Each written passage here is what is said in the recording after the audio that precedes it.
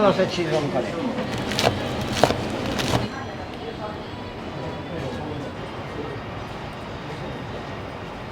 はい。ロースカツうどんです。はい、カツカレーうどんね。はい、ありがとうございます。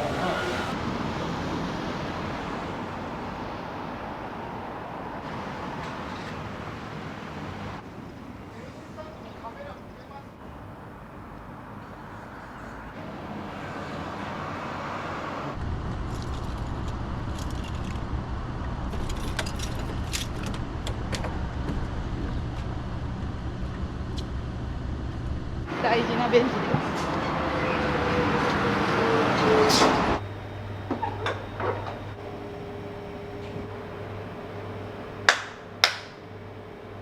で、お見せしたいなっていうのはあったんで、最後はもうお見せしたいですっていうので2件ぐらい修行させていただいてっていう感じですね。目いっぱいまで入れます。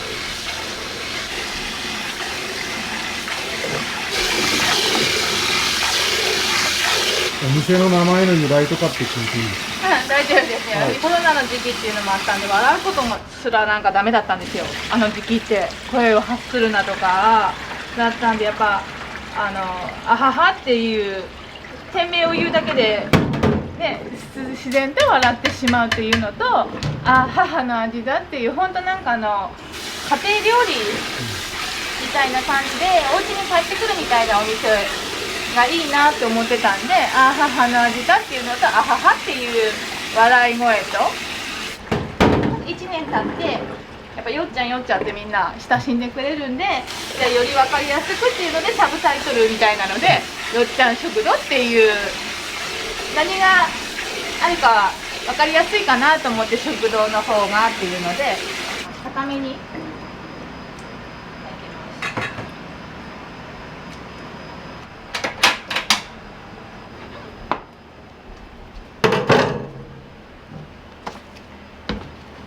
はい、うちオムライスとかは鶏じゃなくてチャーシュー入るんで。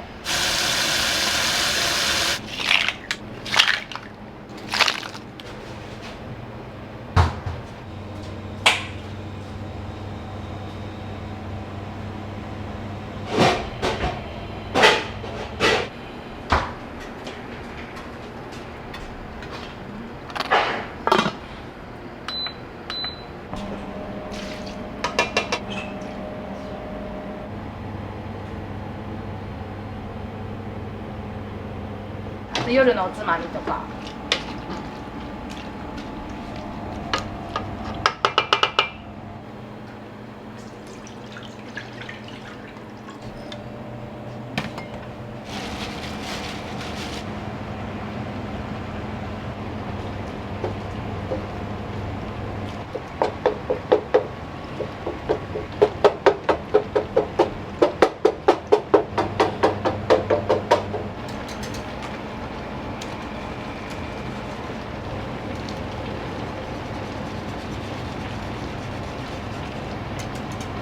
地元のものとかちょっと使いたいなっていうのがあって、麺も地元の麺使わせていただいてるんで。豚はもううちすごいこだわってて、やっぱいろいろ試食したんですけど、能登豚は外せなかったです。お塩もだから能登の方のお塩を使わせていただいて、これは能登豚のチャーシューです。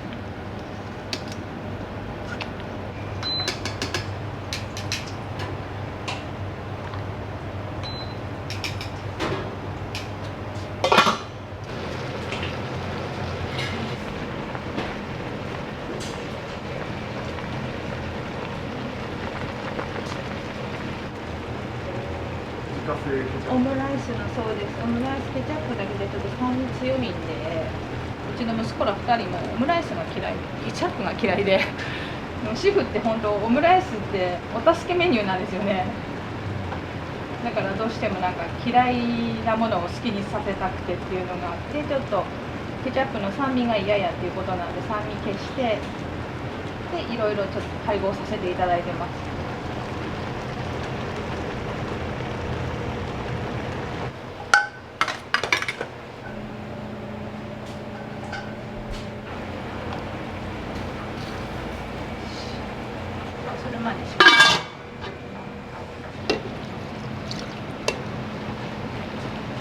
ポンってそのまま入れてるんですけど、後で取り出します。はい、長男は家具職人なんで、うちのベンチとかこういうこの木工製品っていうのは全部長男に作ってもらってます。本当家族にみんな支えてもらって好きなことさせてもらってるって感じで。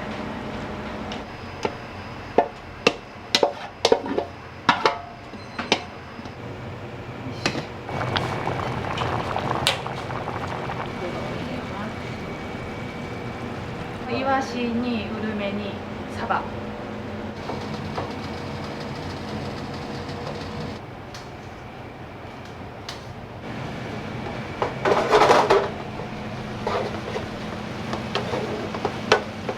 小鉢用ですね。これは切り干し大根、ランチとかセットとかにつくんで、小鉢は全部手作りでしてます。ポテサラです。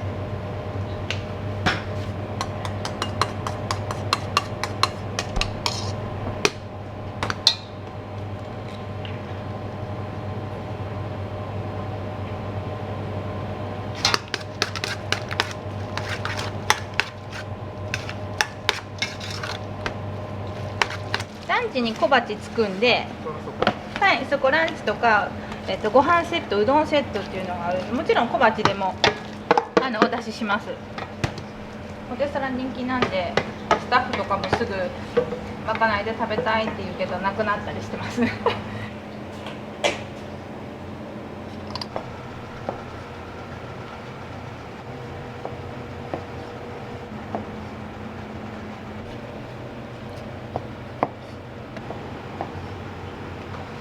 高野豆腐苦手な方って多くて、そんな方もなんかここのは好きだって言ってもらえるんで、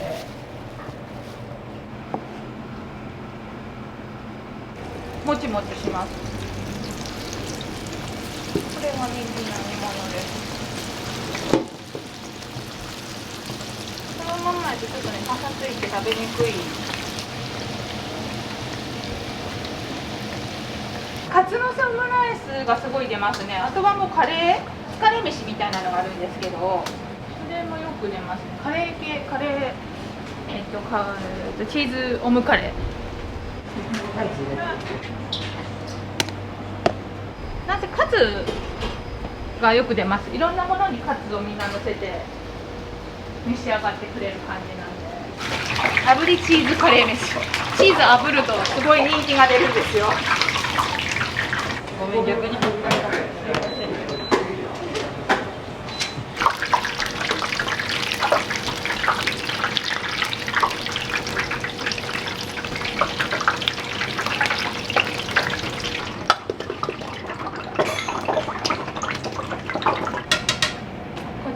先こっちしますね。時間。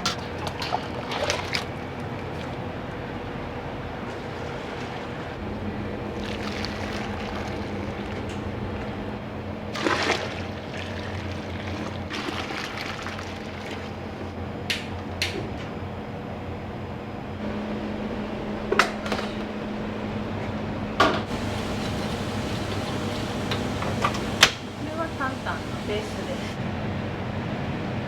メニューってめちゃくちゃ多いんですけど、何種類ぐらい？わかんないです。どうぞ入れてみて。なんかお客さんにこれしてあれしてって言われてる間に、もうコロナですね。やっぱりお客様っていうか、ここにも人が通ってないから、来ないものに対してどう頑張ればいいのかっていうのがで、1年目っていうこともあって実績もないんで、何がダメなのかも分かんないし、なんかあれ以上のどん底はもうないかなと思えば、本当お客さん来てくれることのありがたみがもう今までのその飲食経験の時以上に。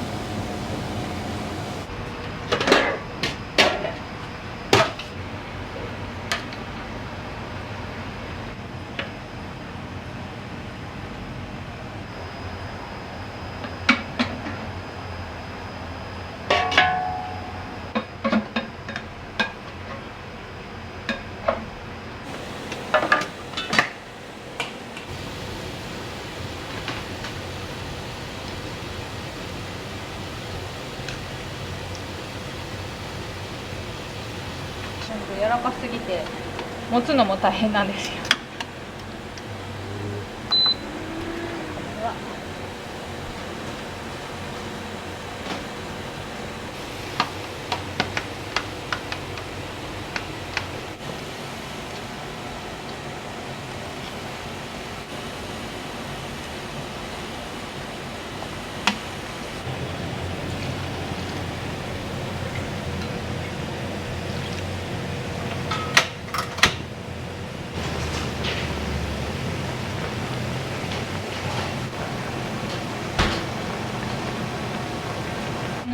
玉ねぎ中華そばスープにしてます。白だしだしでするんですけど、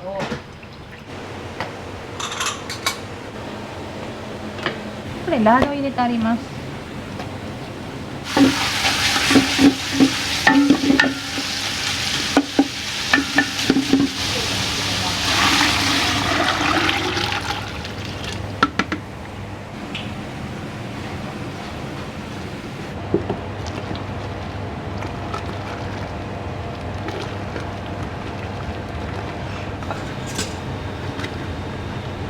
ここのカレーうどんが食べたいってなるように、もう中毒性のあるラー油もそうなんですけど、ラー油とカレーうどんは中毒性のある味付けに。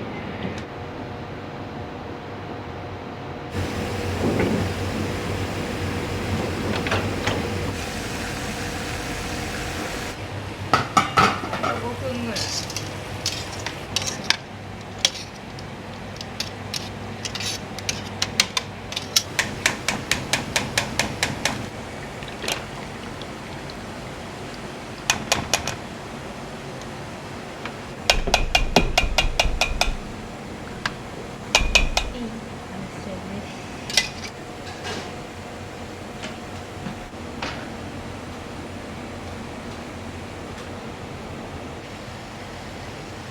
楽しみたいなっていうのがやっぱりメインにあるんで、私も楽しみ、スタッフも楽しんでくれて、お客さんも楽しんでくれてっていうのが母かなって。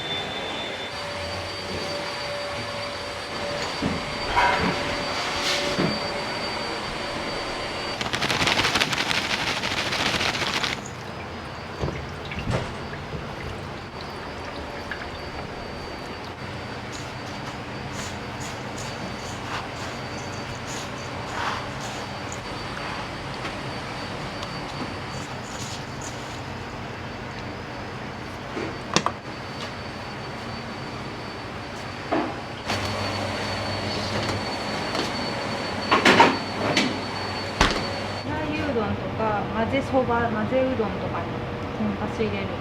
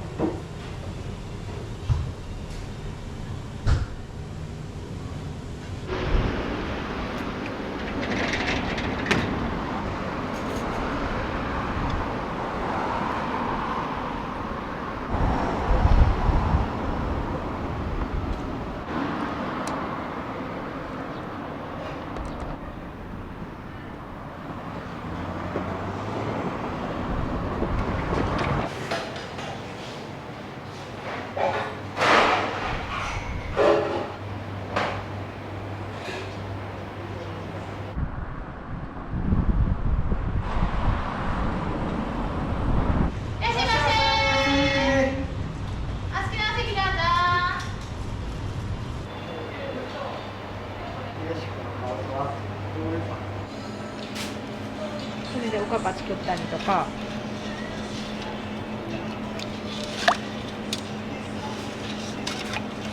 匂いそれがもううどんに入ったりとか、あらゆるところに入ってる。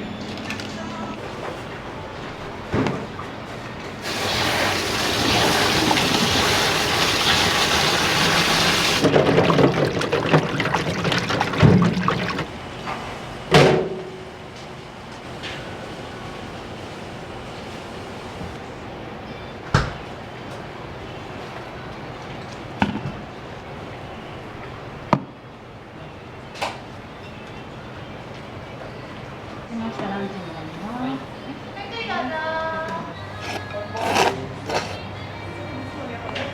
りがとうございます。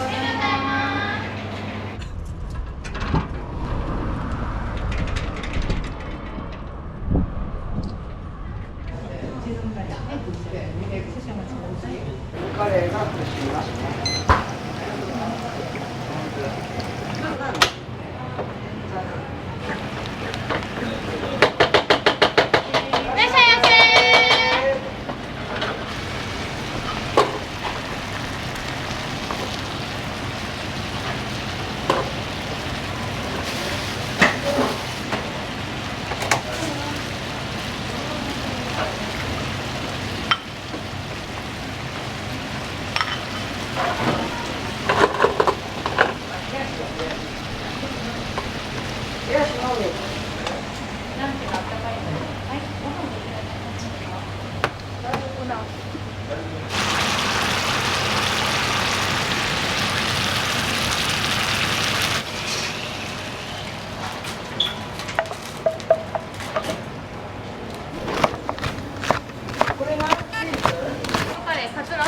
カツのせはパックシンがな。はい。カツのせチーズオンカレー。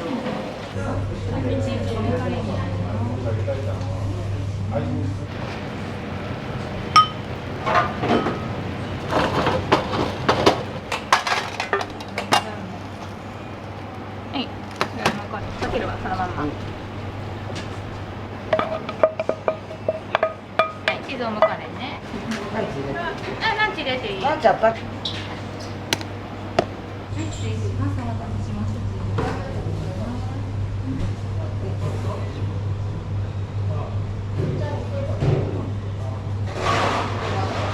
カツのてチーズオムカレー美味しいです。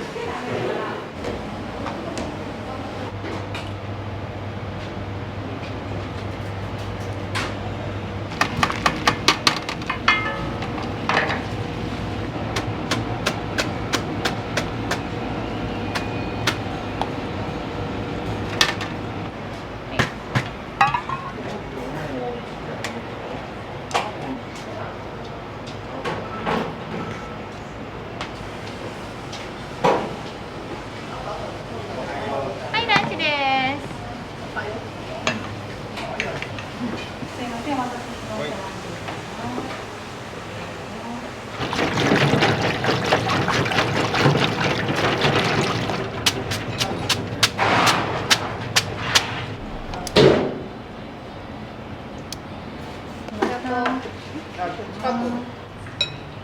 あらららら。ランチであったかい、わざとこの冷たいやつをあったかいのに変えたり、いろいろしてくれるから、ラー油ご飯が最高。う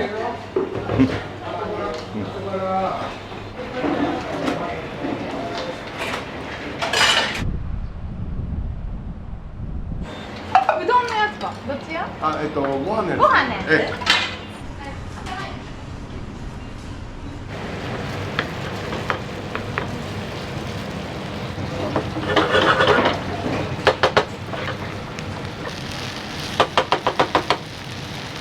肉ダメのお野菜あんまり好きじゃない方の。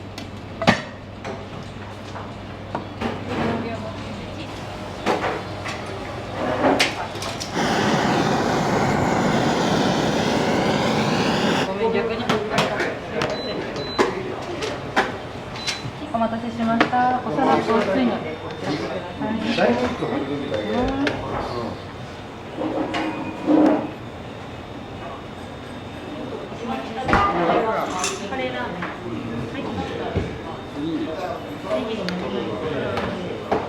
いつもは、うどん関係食べるんですけど、今日はちょっと気分変えてカレーにしました。はい、すごく美味しかったです。ご飯も美味しくて、うどんもつるつるに、なのですごくおすすめだと思ってます。わかめ入れます。はい。これあっちで卵を探す。オーダーお願いします。将来定食一つお願いします。いらっしゃいませ、お子さん。ありがとうございありがとうございます。おます。待ちしてます。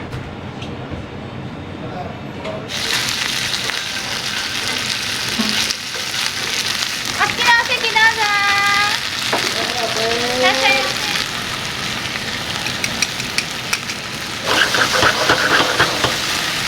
来てくれるわ。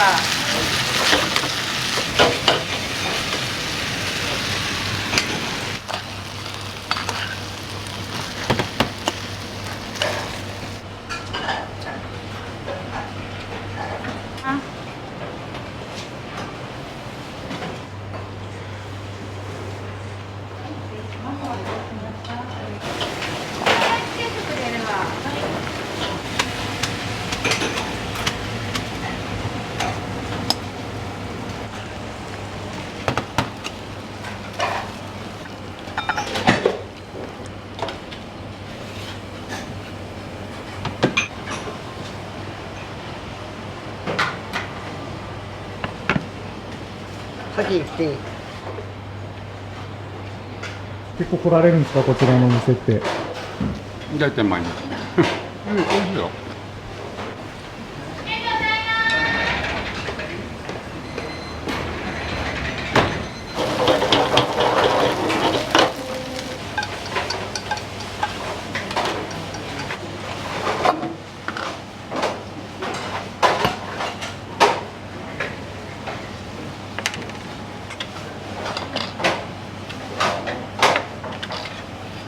いや、2個分です。ありがとうございます。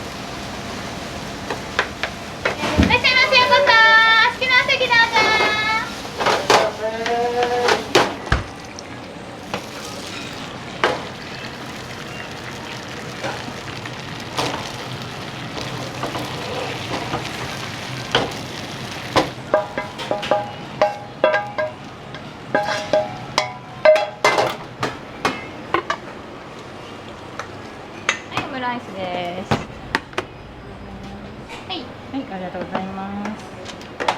白でオムライスになります。ゆっくりどうぞ。お願いします。はい、お待たせいたしました。ランチになります。ごゆっくりどうぞ。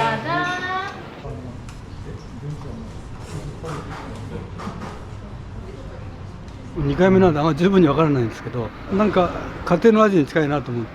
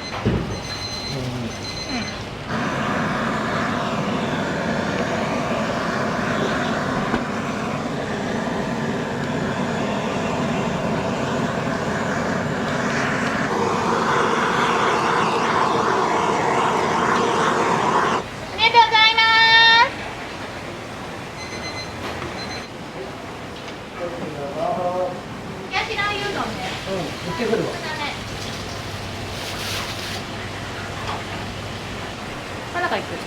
はい。はい、失礼します。1本ご入り用ですか？あ、いいです。はい。ごゆっくりどうぞ。します。はい、すいません、すいません。失礼します。ごゆっくりどうぞ。いらっしゃいませ、いらっしゃいませ、ようこそ。いらっしゃいませ。じゃあそのまま冷やしの。ありがとうございます。ありがとうございます。またお待ちしております。気をつけて。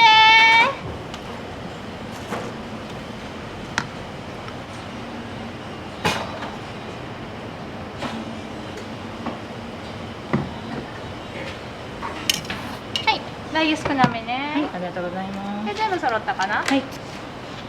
下冷やしラー油なんです。ラー油の方少ないのでまた足りないようにしたらもうしつけてください。あ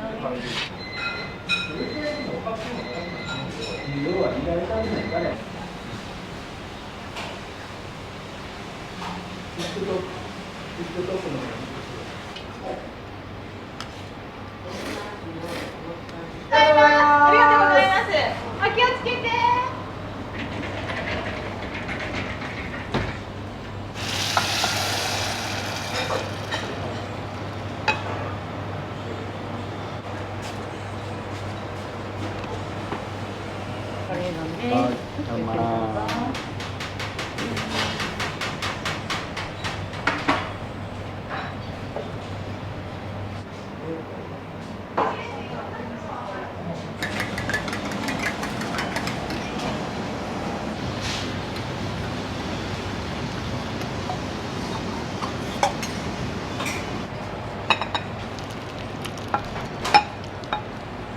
かまぼっこだけ。は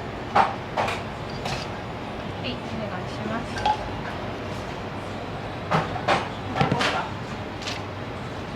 はい、お待たせいたしました。卵とじうどんになります。ごゆっくりどうぞ。それだけ取らせてください。普通のやつで。半分こする。ウインナー。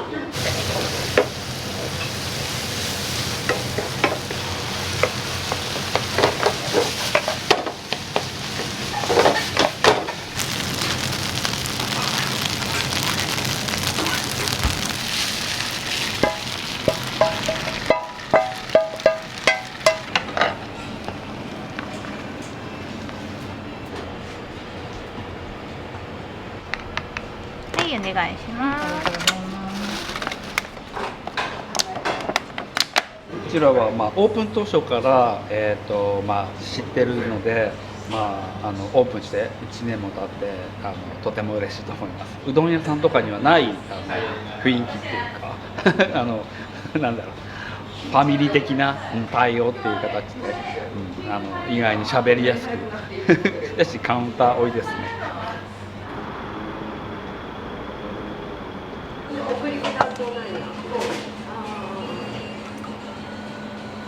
カ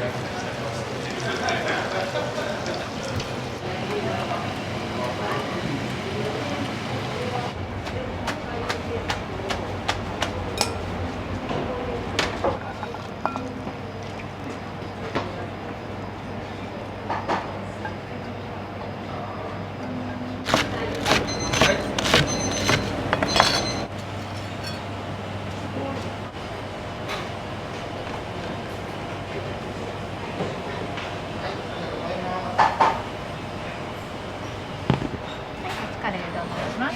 はい、お待たせいたしました。カツカレーうどんになります。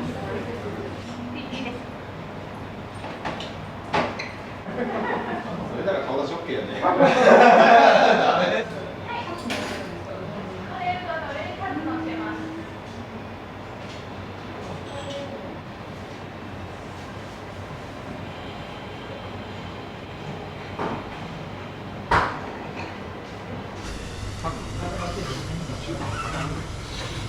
いらっしゃいませはい。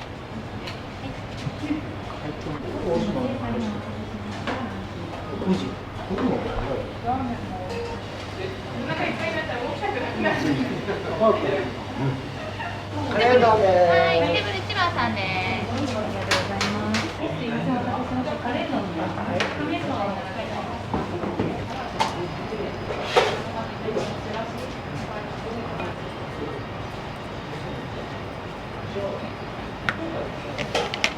はい。おろしカツうどんです。すいません、お待たせしました。カツうまそうや。ね、美味しそうなんだよね。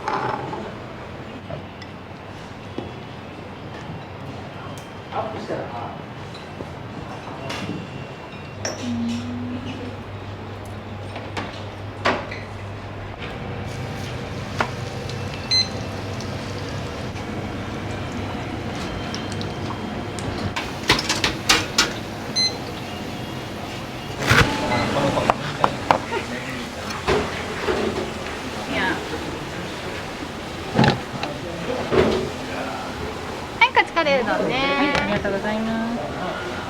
で、できました。こちら紙袋をお使いください。は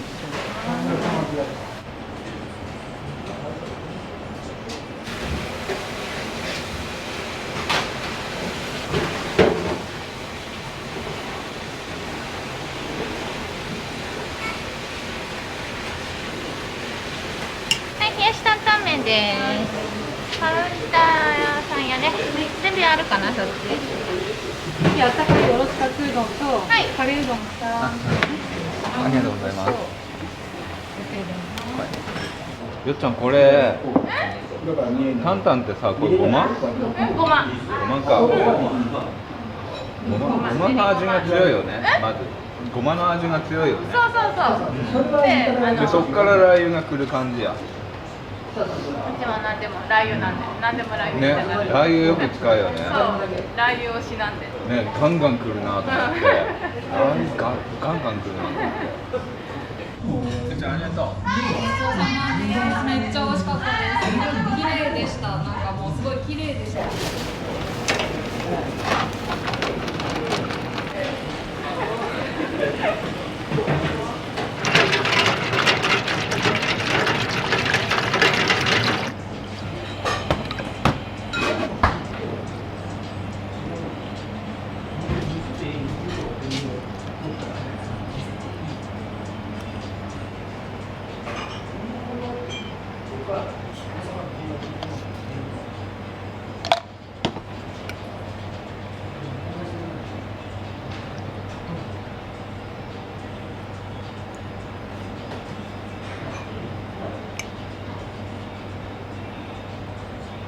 はい、冷やしラー油うどんです。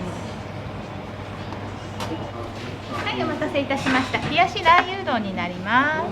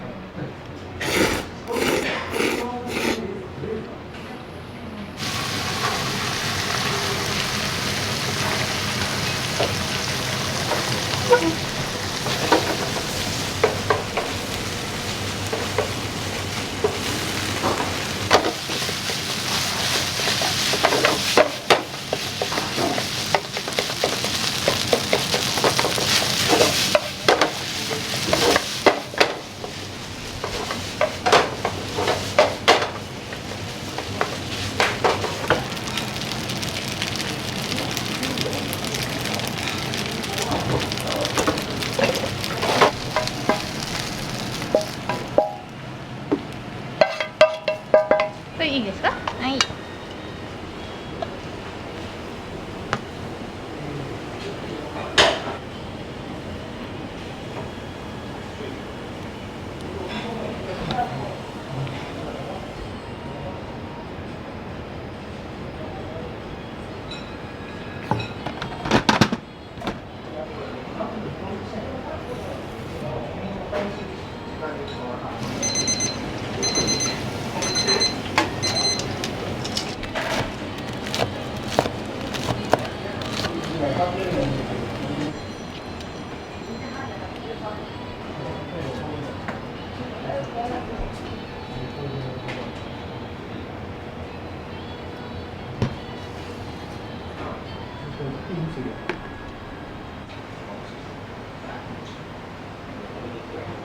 お待たせいたしました。カツのせオムライスになります。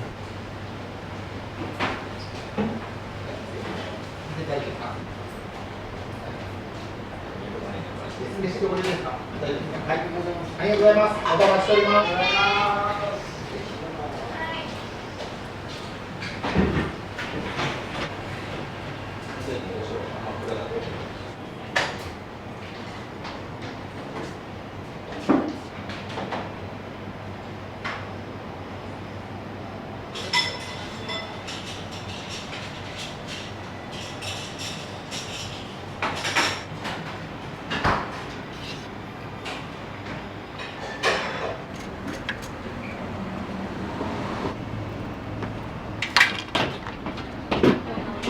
お箸ぐらい変えようかな。じゃあここだけちょっといつも通りじゃなくしようか。そういつもなんか自分はこんな感じで。いただきます。今後の目標、もうみんなが楽しんでもらえればいいなって思ってます。私もやし、お客さんもやし、従業員もやし、こうやって関わってくれる人、すべての人々が楽しいなって思える時間を過ごせる空間にしたいなって思ってます。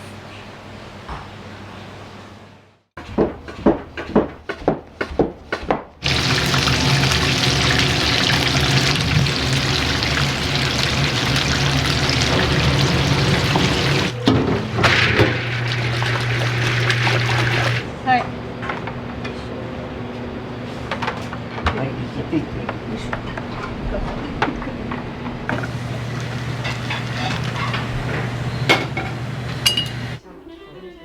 歯ごたえあってめちゃくちゃ美味しいですね。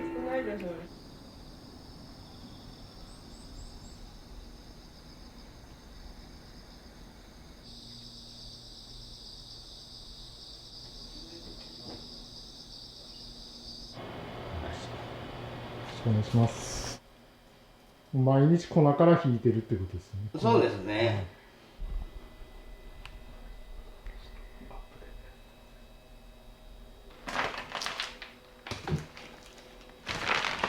こんな感じで殻剥いた丸抜きになります。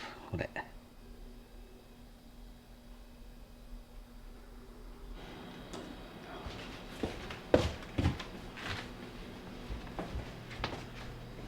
お願いします。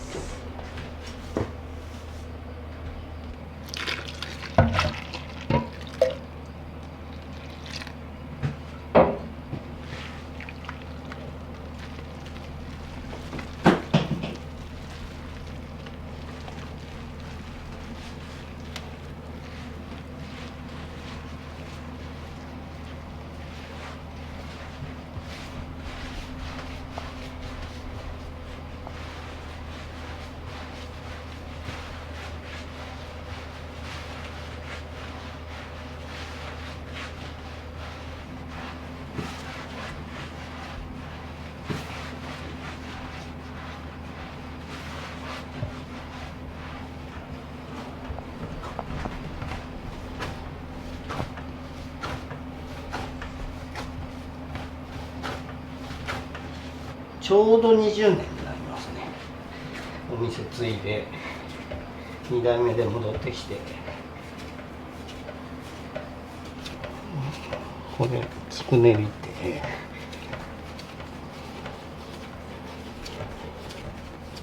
これまとめて取るんですけども、はい。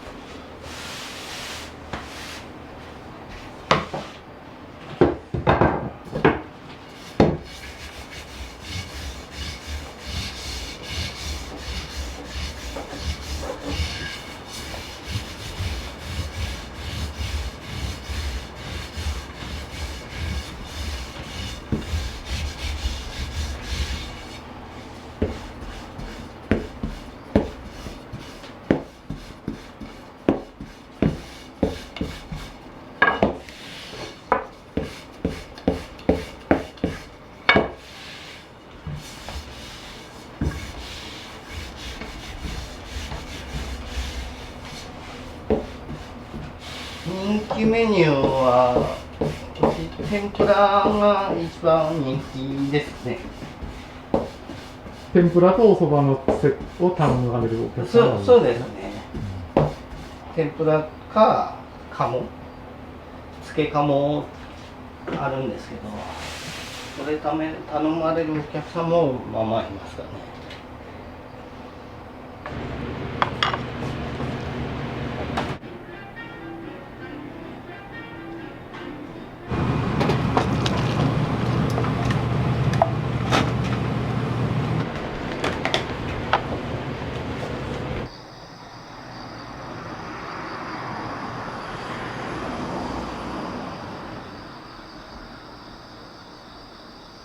母親の実家が向かいにあって、でその向かい側に家を建てて、最初は普通に自宅だったんですけど、先代がちょっとここで蕎麦屋やったらどうやっていう話からまあお蕎麦屋を始めたんですけど。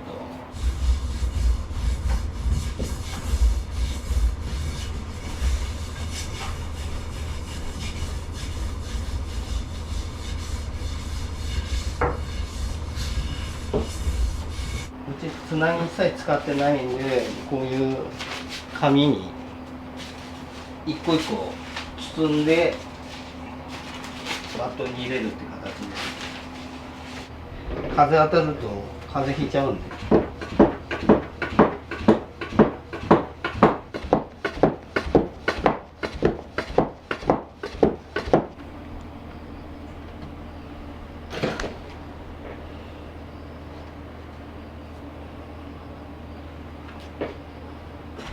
創業当時から自分そこでやってます。修行先は二八だったんです。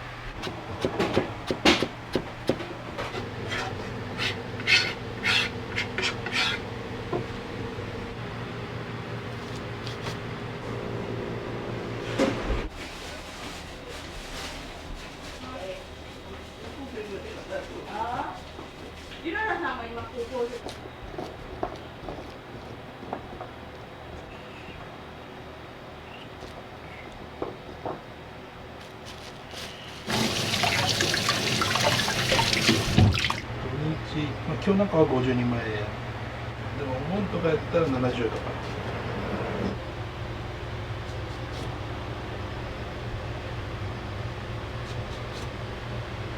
あとはヤングコーンとか。遊学館だったでしょ。遊学館の隣健康なんですよ。あ、健康なんや。なんで、みーちゃんここ。そう。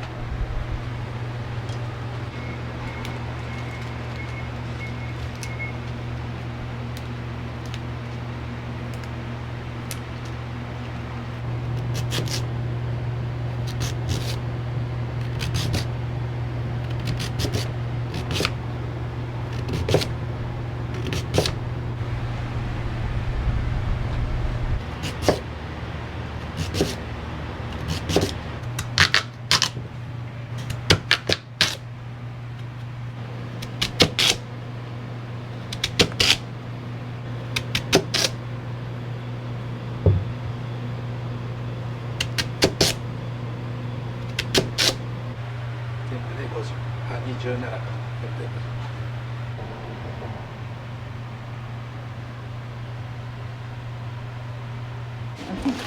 今日は、いつも使っていただいている器を修理したものを持ってきました。これはもうそばっていう一つのテーマですね。淡い色の香り高いそば、それに合うような器を、作ってます。これは天ぷらの天丼です。ここに豪華に盛って素敵になるように作りました。一個一個違うんですけども、それも楽しんでいただければと思ってます。月の皿っていう。そうっすよね。うん。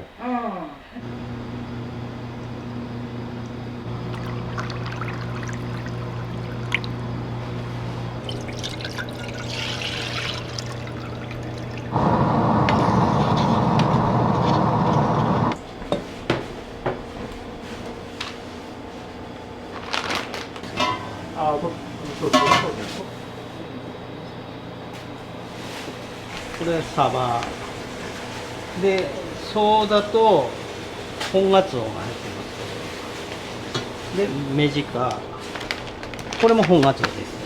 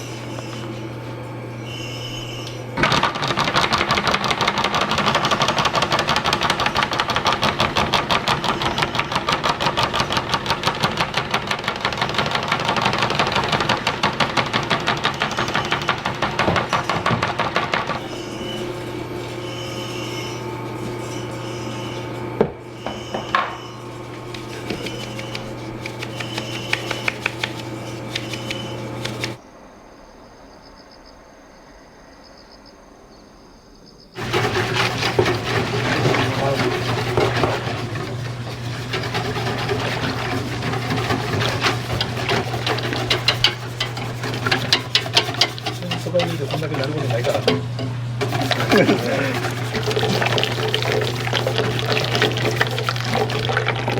構来てそば湯飲んだ時はこれがそば湯か。それは本当この売りやけん宮川の売りやけん。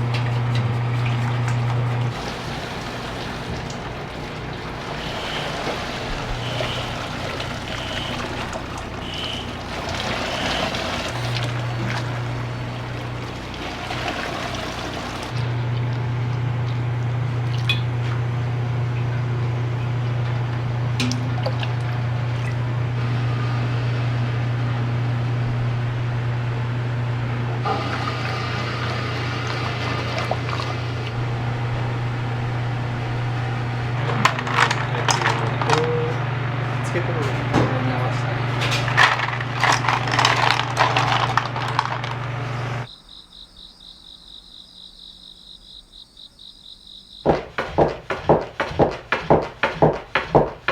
常連さんは結構太打ち好まれて頼みますね。そば好きな人は太打ちに頼むかな。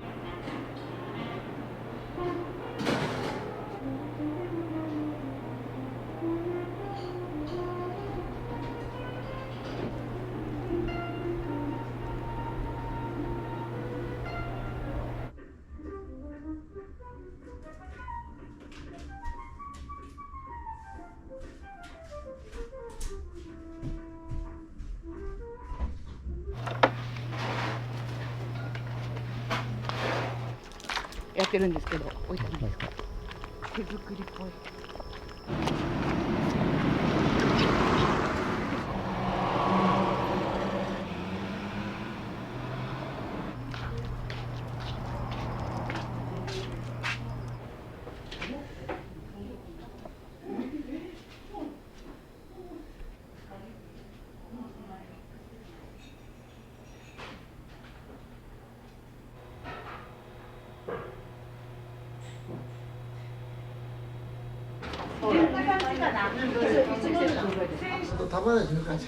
ああ、ほんなんや。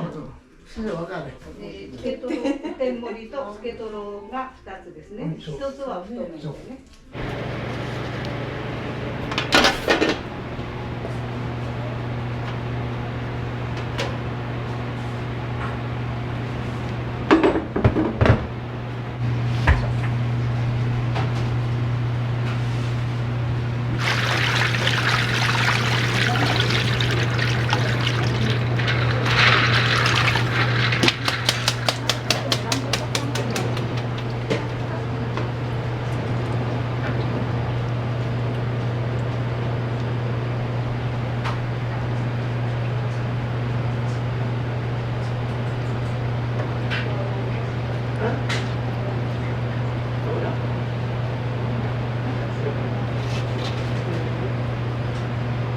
お待たせいたしました。トトトの太打ちこちらで。はい、ありがとうございます。はい、どうぞ。わあ、素敵。太盛りでございます。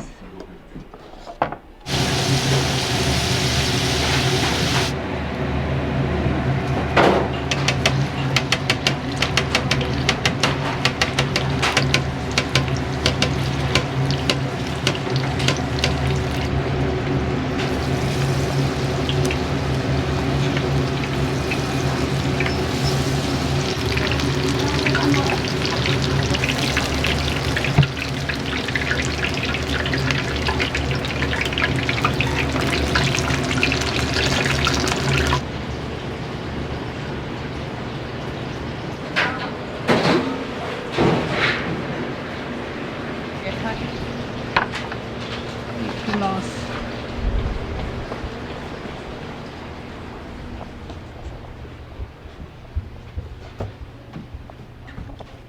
お待たせいたしました。天盛りそば先に。天ぷらお中でどうぞ。はい。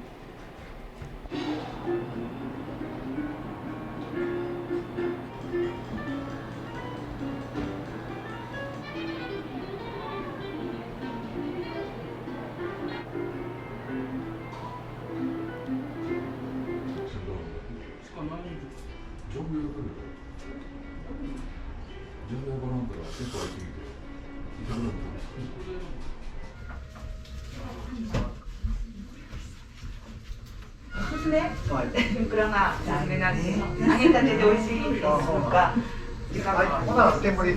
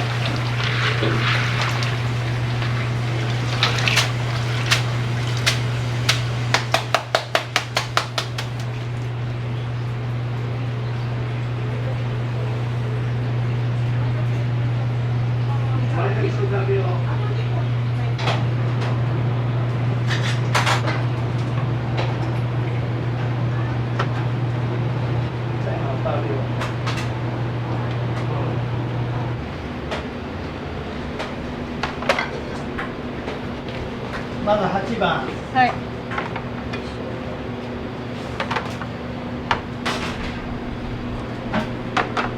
はい。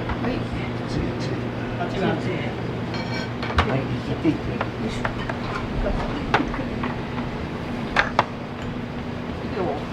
はい、お待たせいたしました。天盛りそば。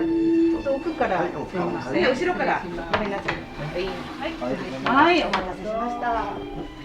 美味しそうやな。はい、どうぞ。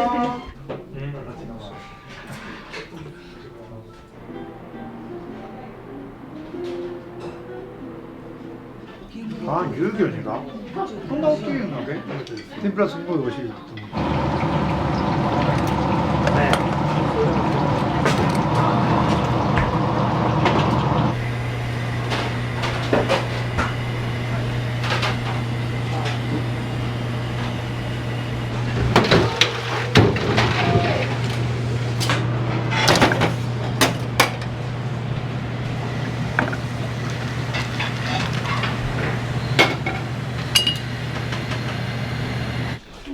はい、ありがとうございます。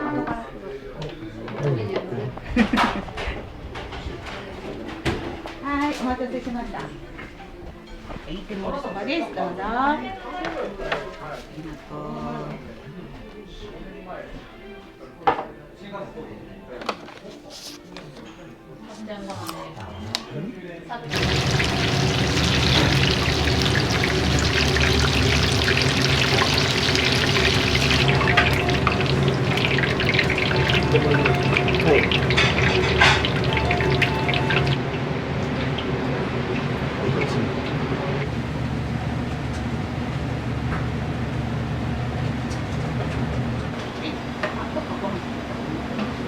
大丈夫です。かぼちゃさんでした。天丼ってどんな感じですか？お味とか。中身の味がすごく、そのまま出てっていい感じです。キノコがいっぱい乗っとって、うまい。キノコ。でかい。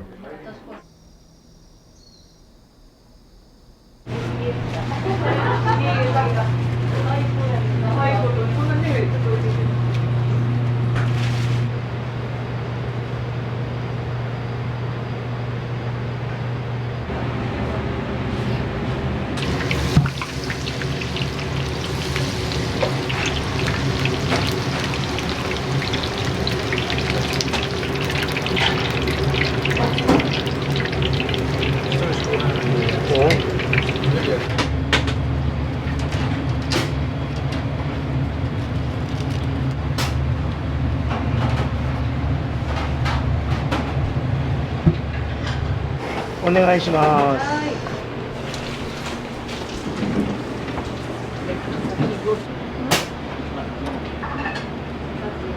い、天盛り。はい、何番ですか。3番お願いします。3番。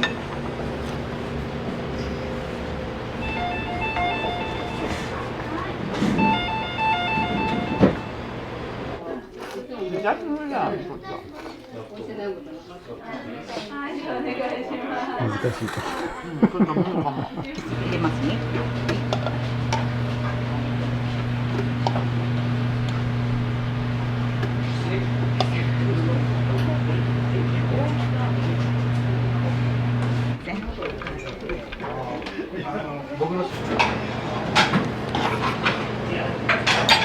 こうしていきます。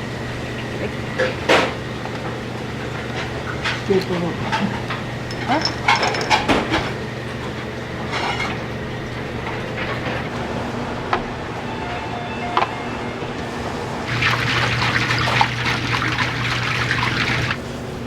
しょ。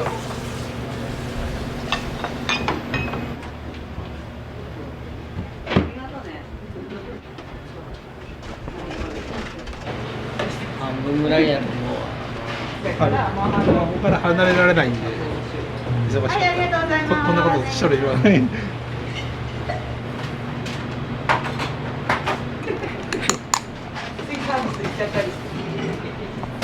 はい。大盛り。ありがとう。ごめんね、ちょっと。た。うん、まだこれまだ置いておきます。うん、どうぞ。はい、アイス。オッケーです。大丈夫ですか？大丈夫ですか？まあいいよ。いつも通り。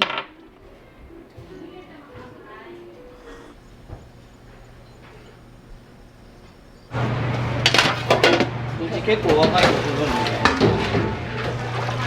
そういう絵も売ってほしいな。盛りやすい。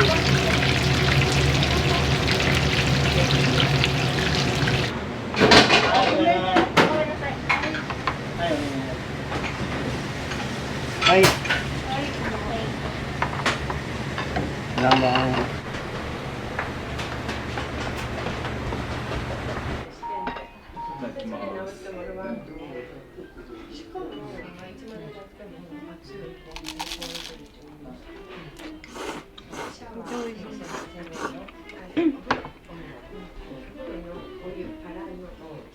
歯ごたえあってめちゃくちゃ美味しいですね。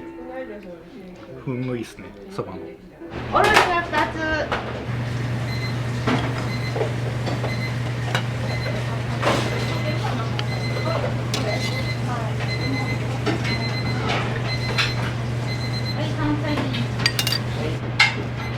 山菜1番。天ぷら盛り合わせ。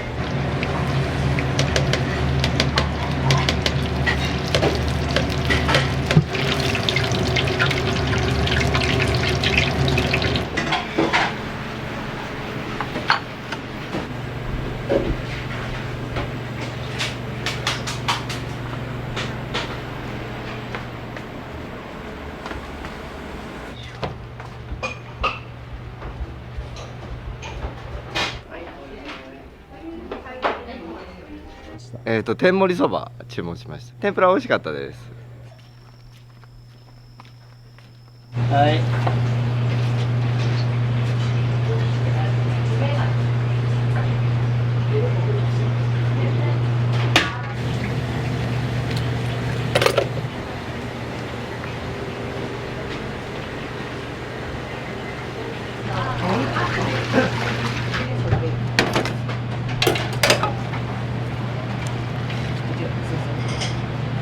天素いきます。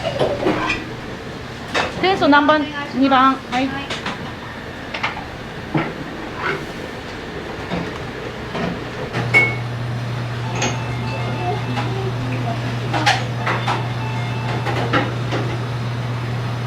2番、はい、9番。うわ。いける。はい。おろしのつゆ出して。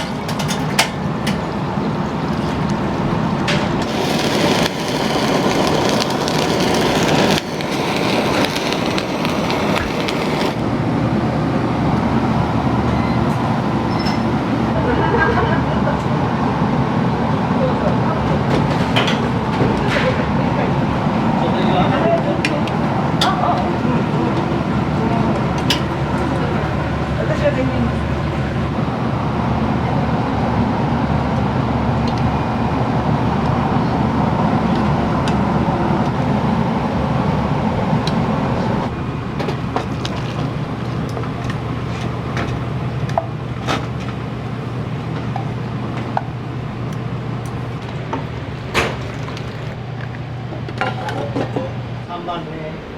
はい。6番。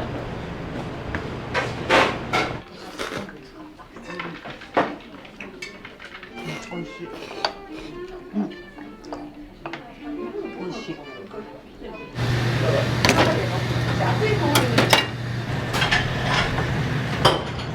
走り。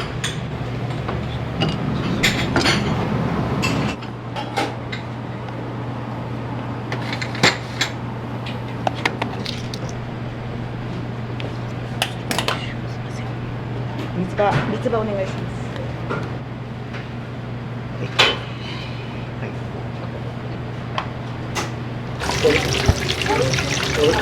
盛ります。いただきます。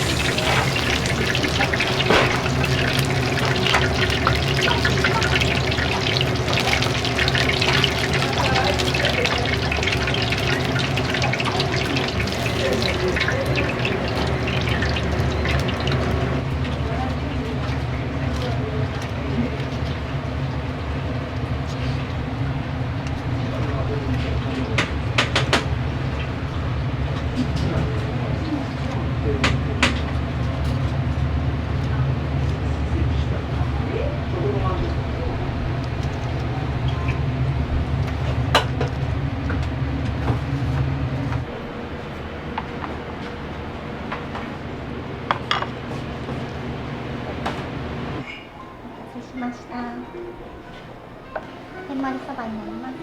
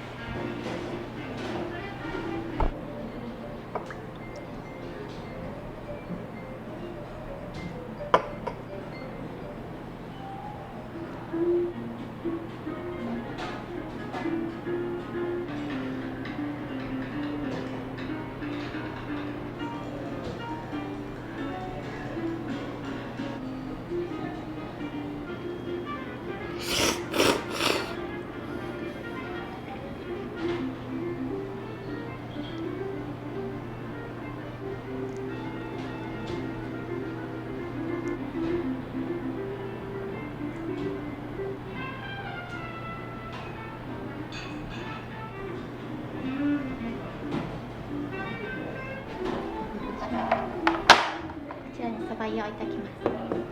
こちらのコップでお飲みください。お水になります。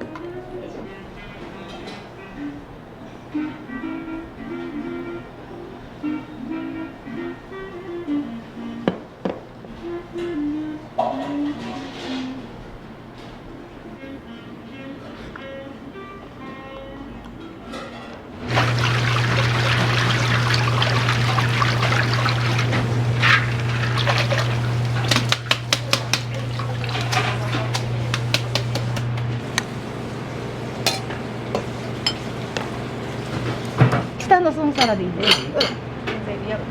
ダメ。ネ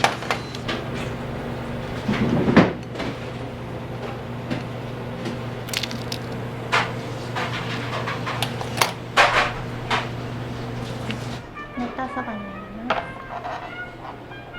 おつゆをかけてました。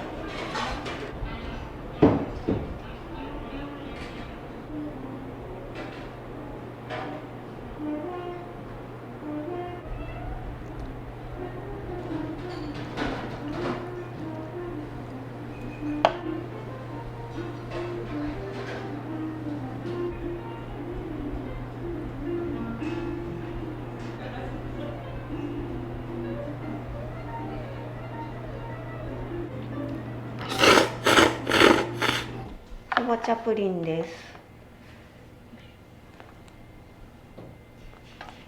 黒蜜お好みでどうぞ。はい。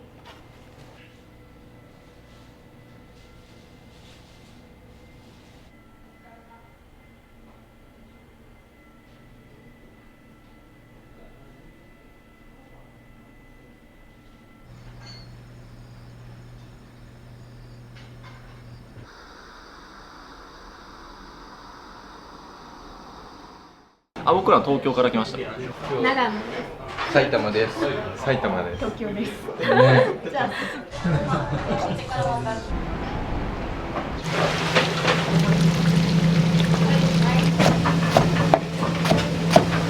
せい。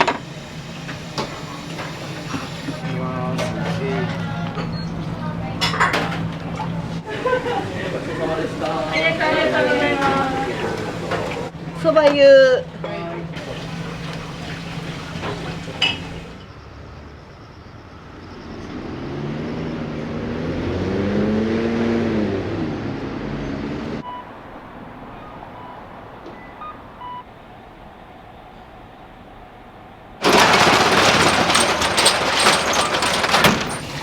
体40分ぐらい大体炊いて、でその後にザラメですよね。これをこう入れていくっていう感じの作業です。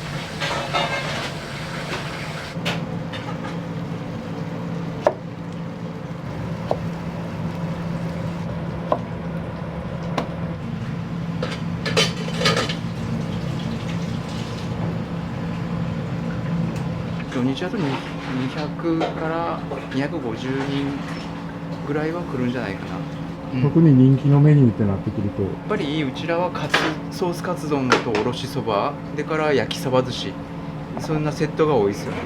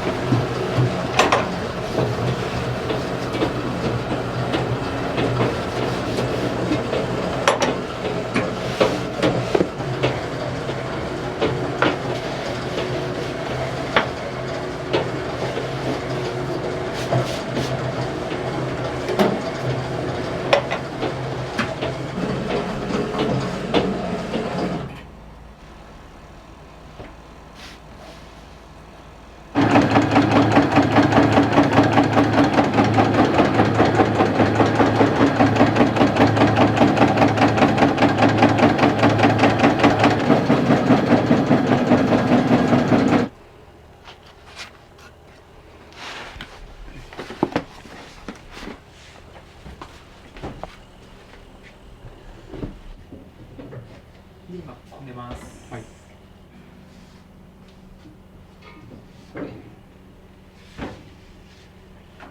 60ちょっとなんで、今日150くらい。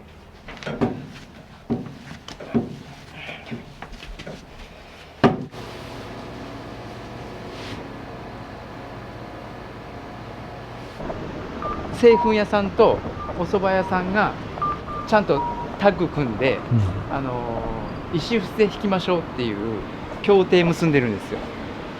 なんで多分福井県のどこのお蕎麦屋さん行っても県内のお蕎麦粉屋さんから取ってたりとか自分で引いてるところはすごく美味しくて外れがないと思います。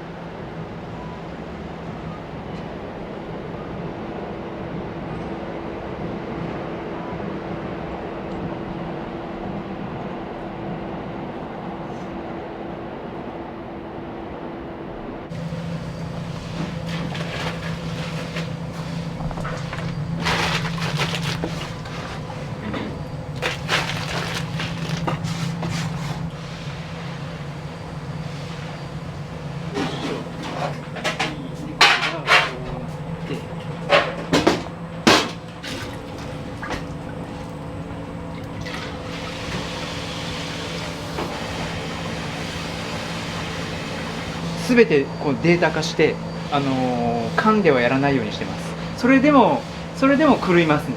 カツオとかも全部自然のものじゃないですか。なんで脂が乗ってるカツオもあれば脂が乗ってないカツオもあったりとか、やっぱ全部毎日毎日違うので、なんで必ずチェックは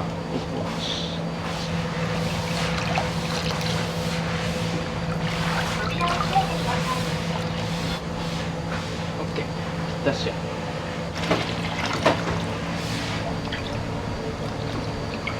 はい、OK です。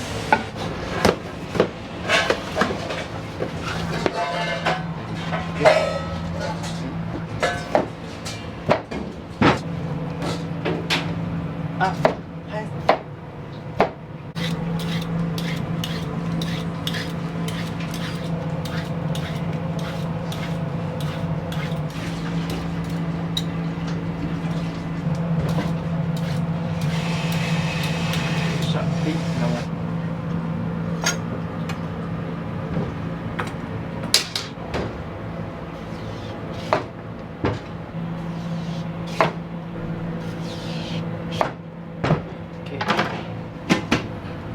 こういうふうにストックしておくの。そうですね。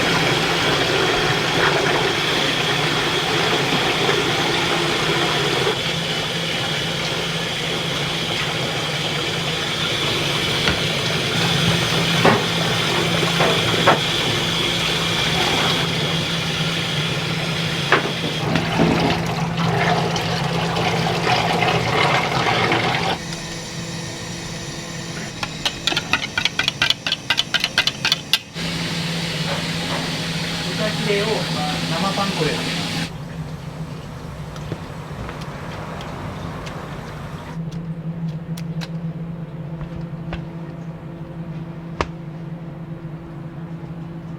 シ週末土日やとやっぱり200枚以上はつけてるかな。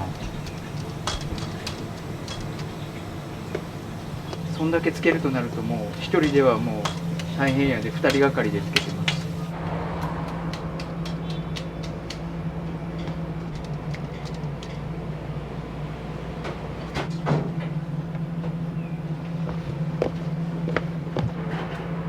生パン粉の方がふわっとしてるから、柔らかいっていうか刺さらないっていうかな。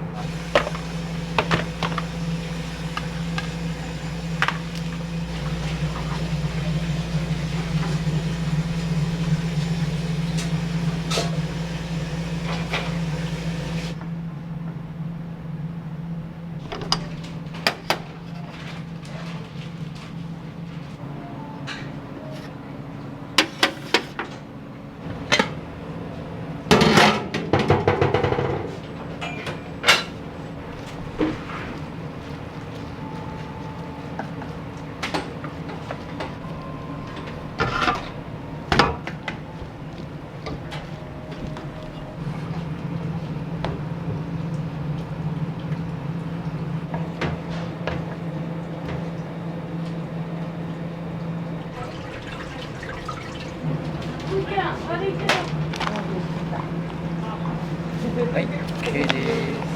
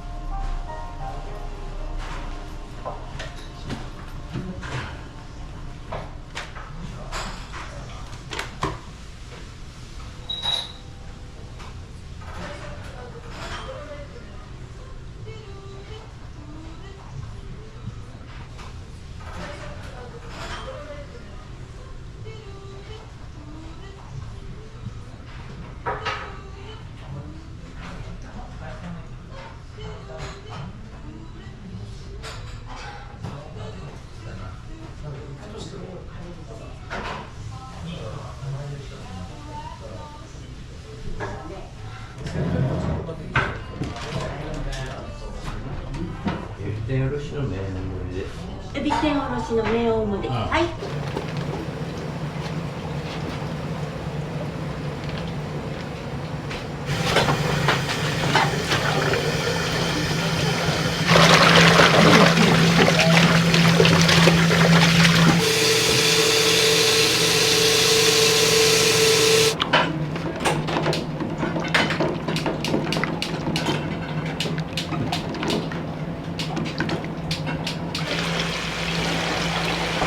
カバー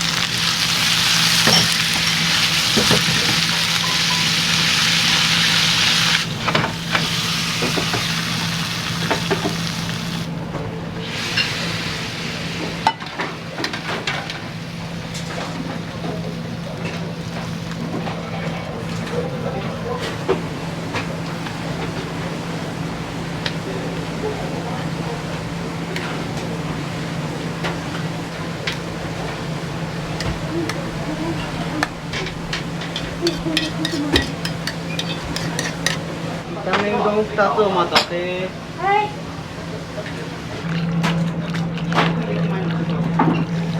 はい、カレーいきます。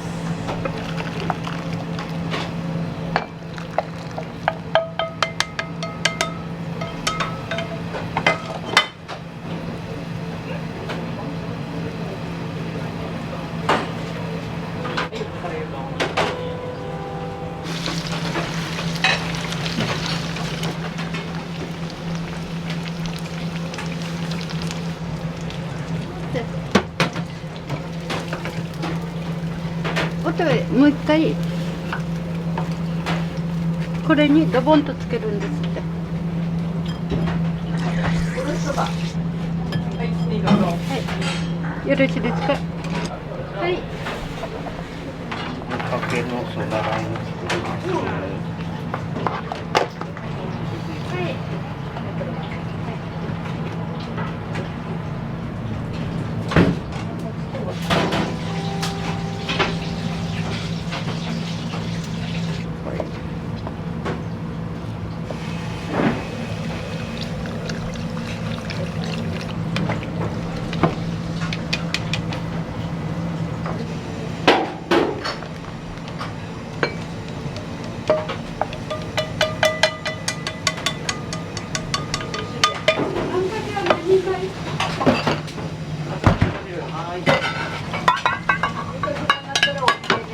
はい。はい。ミ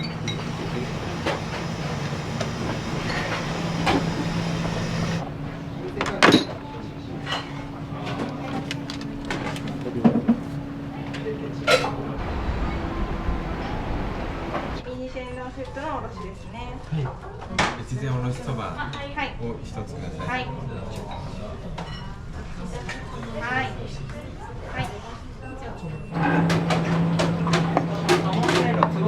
はい、都合2つ。はいよー。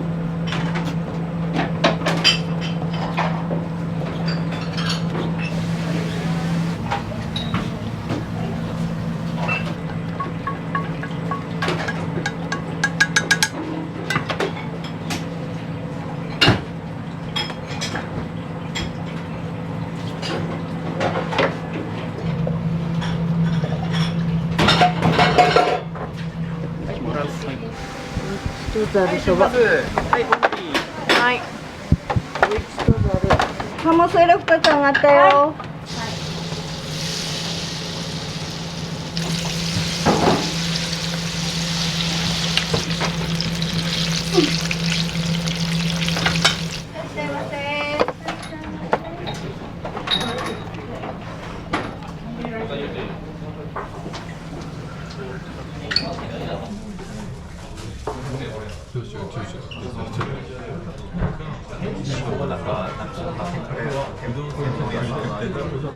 じゃあじゃあすすってる感で写真だからね。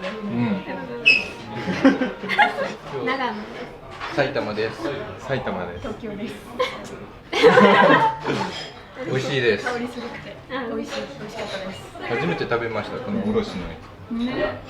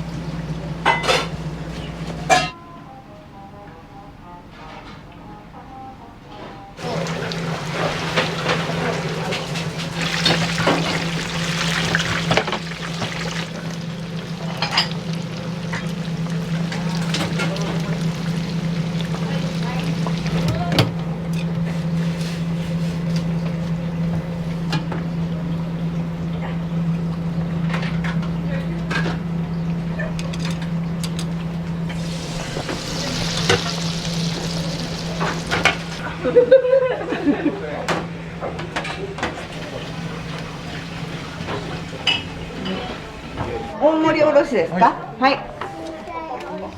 はい、お待たせいたしました。ろくな会話出てこない。めちゃめちゃひどいぞ、俺の会話。ひどいよ。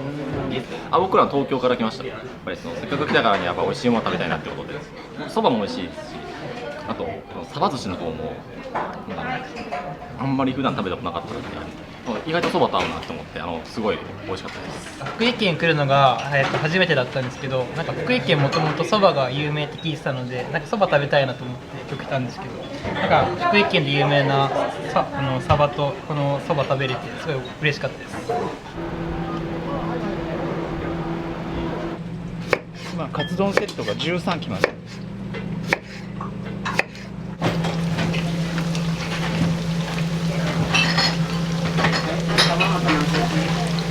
あと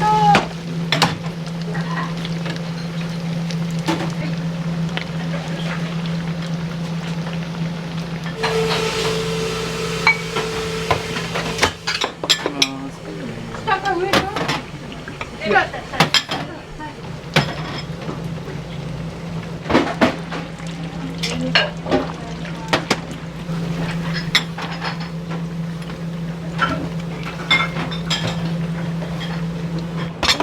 ここから上行くんで。はい。せい。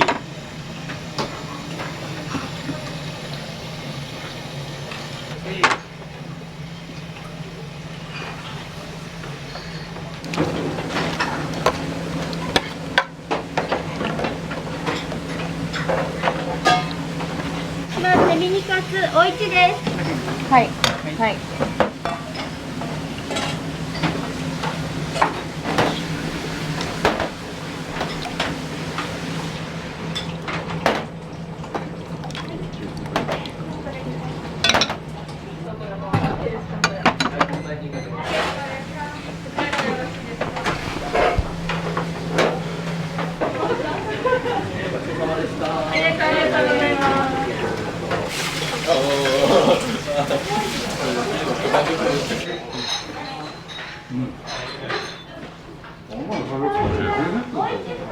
福井の名物のおろしそばなんかも食べられてると思うんですけど、ソースカツ丼とかお味とかいかがですか？辛めで甘めで美味しいですよ。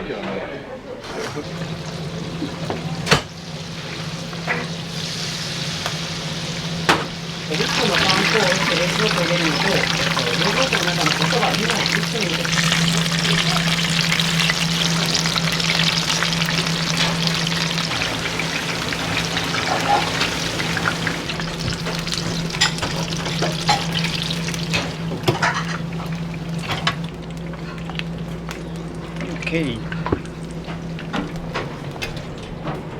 はい、天丼。ごめんね。ミニ天はざるや。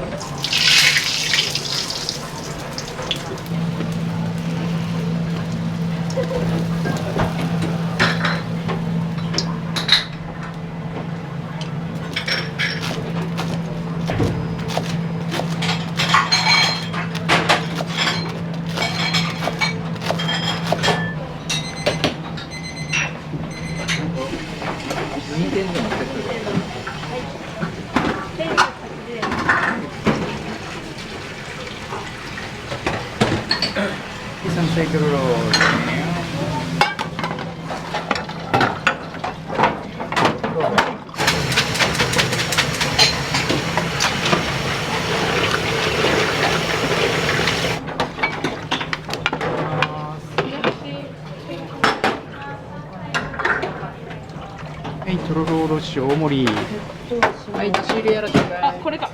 じゃあ。やりますわ。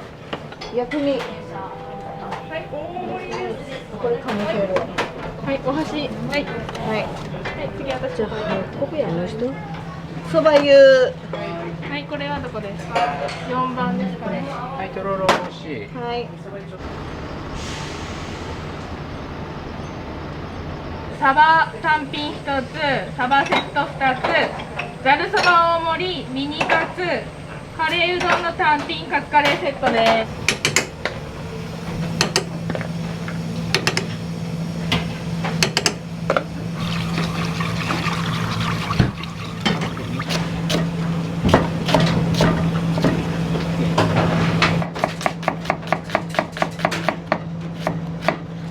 ないよ。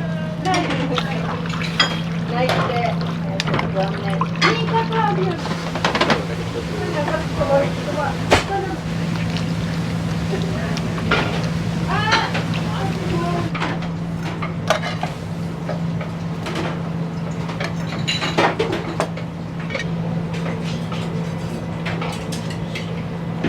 レーうどんも OK ね。は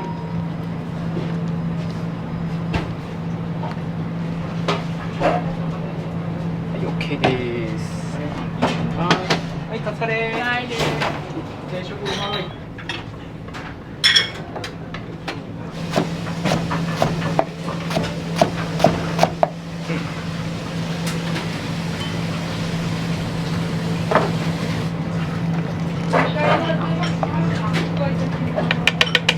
はい、カツカレー。定食のご飯。は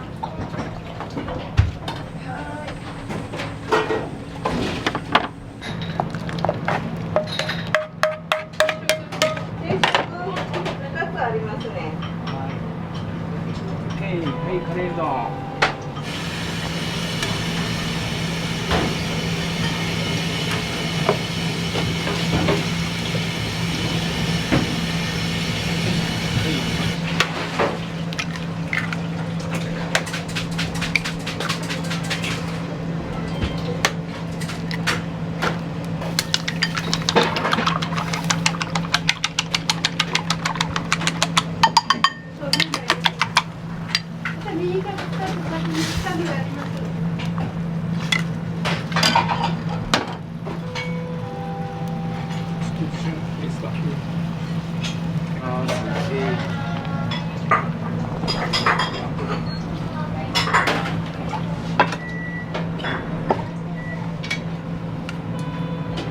い、OK です。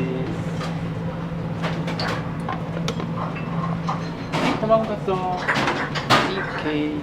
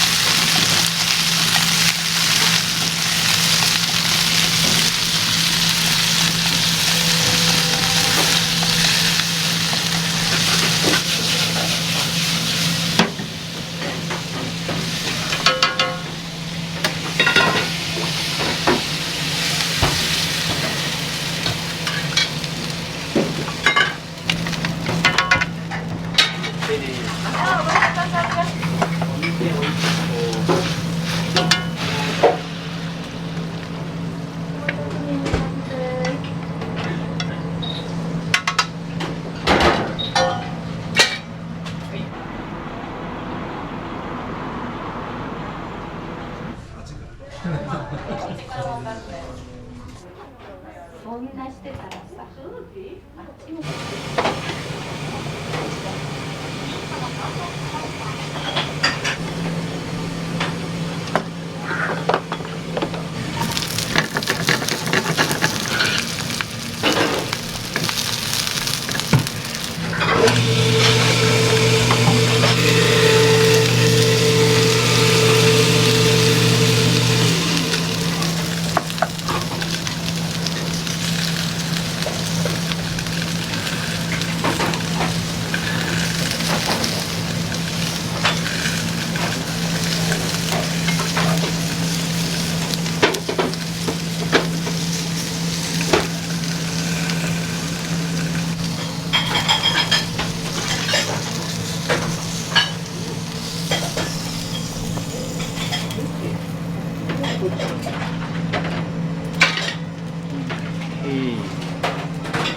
はい、お願いします。網焼き。い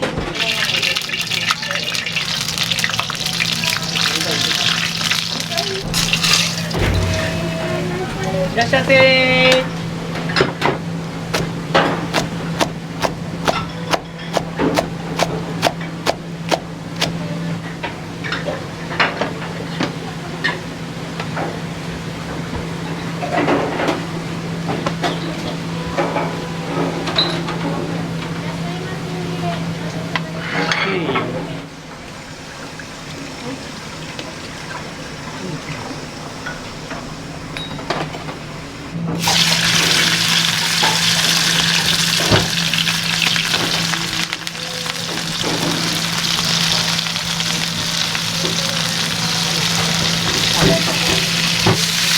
発泡酒みたいな。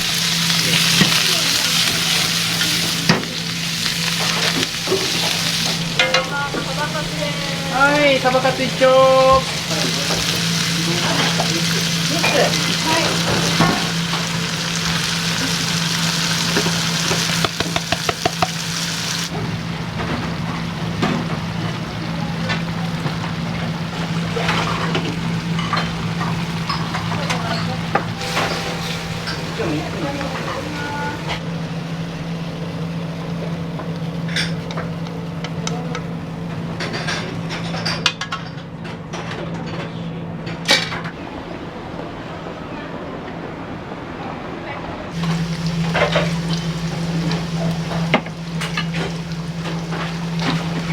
野菜とか何も。今取りに行ってる。こ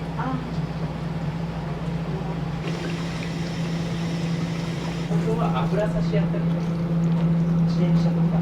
ああいう。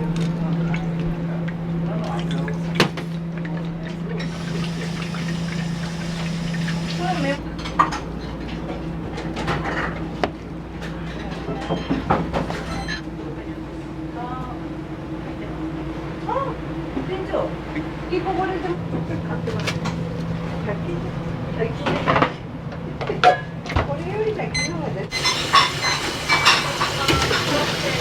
はい。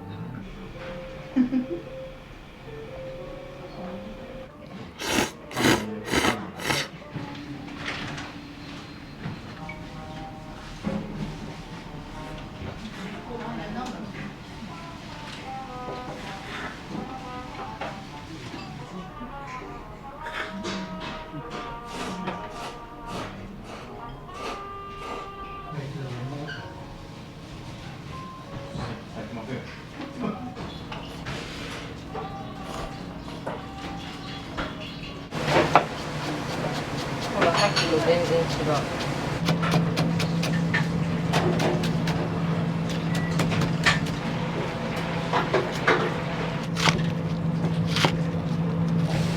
帰ります。はーい。ありがとうの。餌作ってまたでな、おいしいま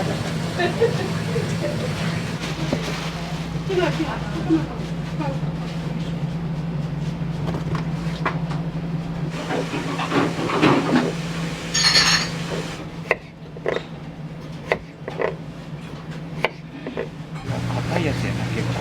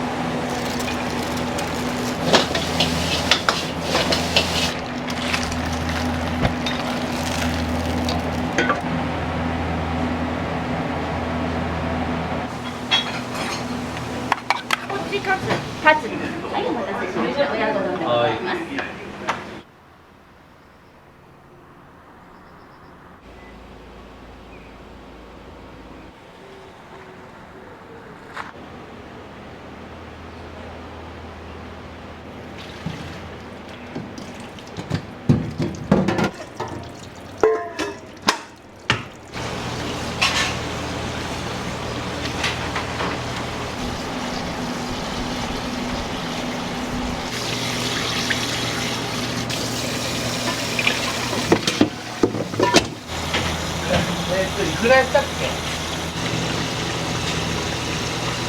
うちのおばあちゃんが昭和の30年代前後、どこにでも鳥屋さんがおって、そこで柏を仕入れとって、内臓をどうしとんがいって聞いたら捨てとるよ。捨てるぐらいないやつ買ったぐっちゃいて、買ったのが始まりで、酒のおつまみとしておばあちゃんが作ったわけ。それで立ち食いのうどん屋やっとって、お客さんがいっぱい飲んでもつ煮を食べとって、それがね残るから。で最後うどんの上に乗せて食べたら、うどんの出汁の味が変わって、それは美味しいわと。それが始まり。そういうふうに伝えられております。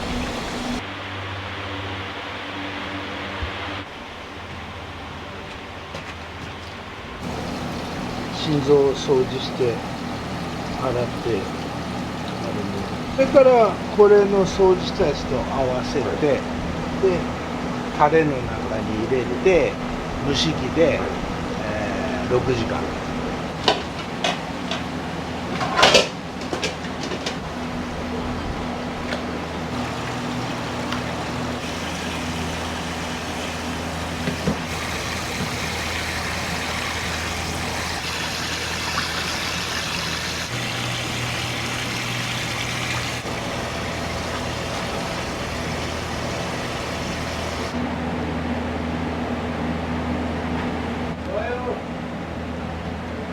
この辺の農家さんから買ってるんですけど、そういうのが一番美味しい。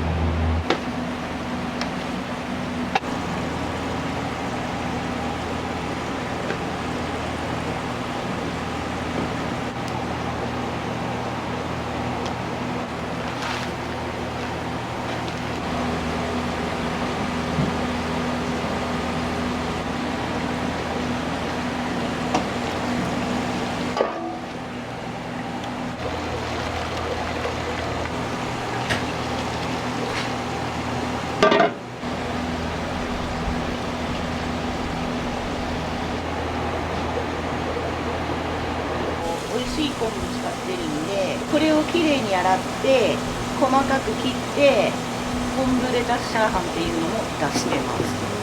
だからこれをそのまま利用してます。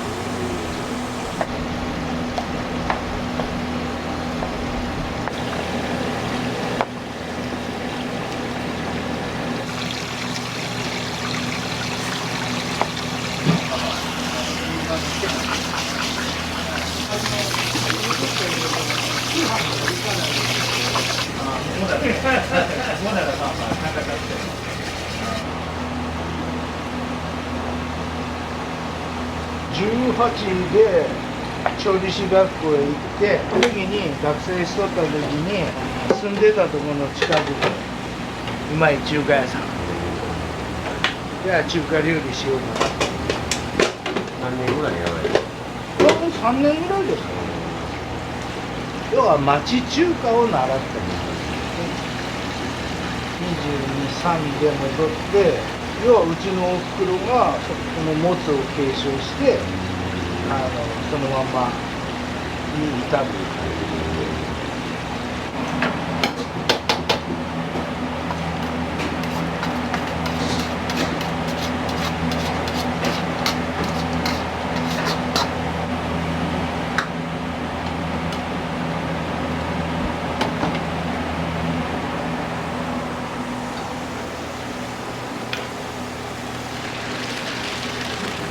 また。入れてきたよな。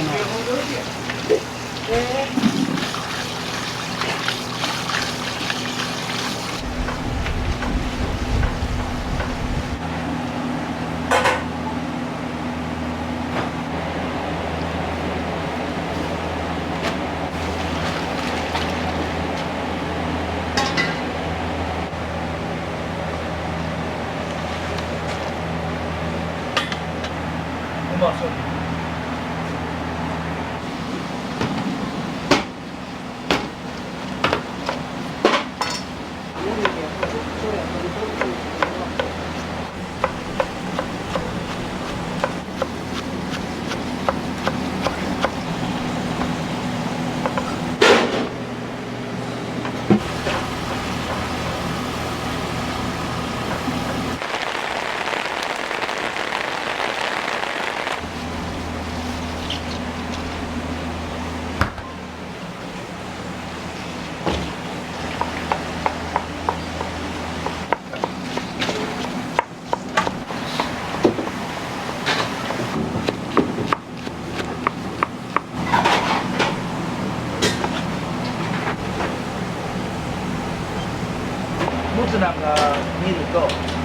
宿にしみるので、鍋の中に物を入れて家で消す。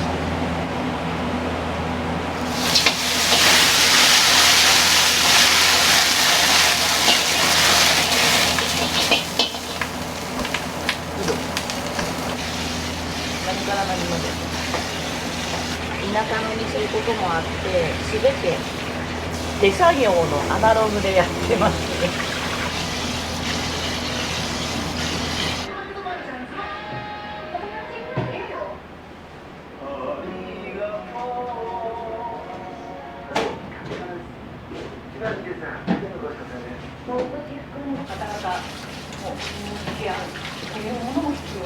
どれだけ変わってきたのかということを知りたいというふうに思います。こんな感じです。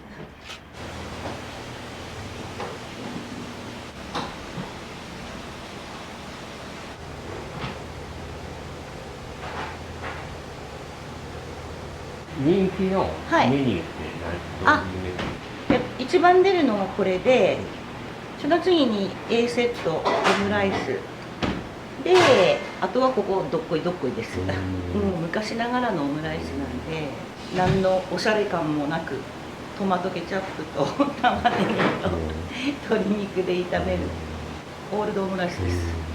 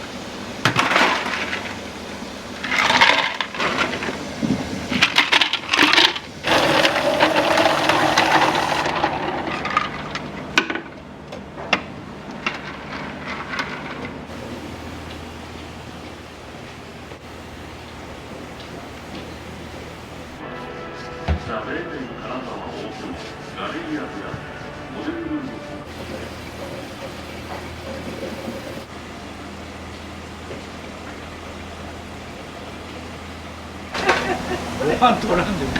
メニューじゃないよ。スターティングラインナップ、大谷が入っていたラインナップの中には、この人の名前がなかった。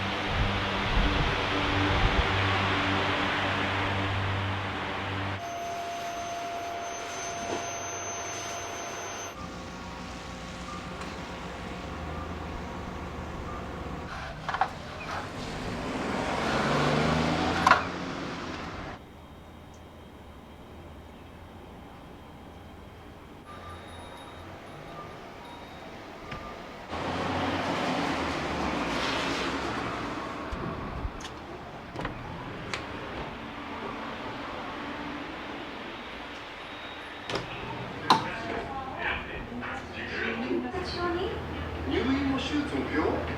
そう、膝ビアのおひさコード。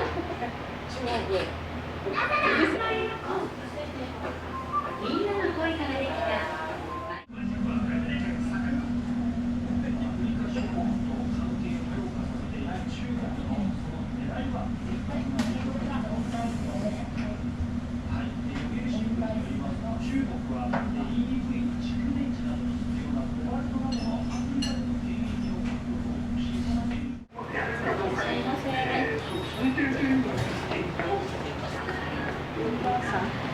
もつうどん1つ、それともつうどんのもつ大盛りを2つ。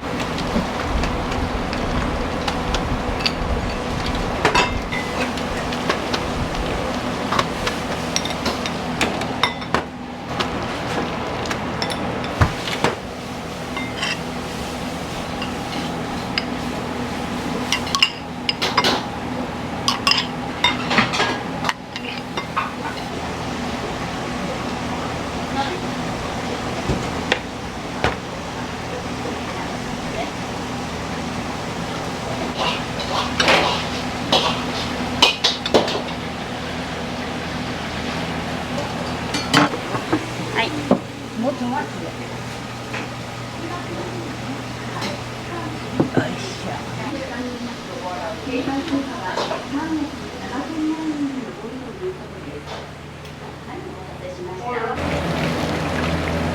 難。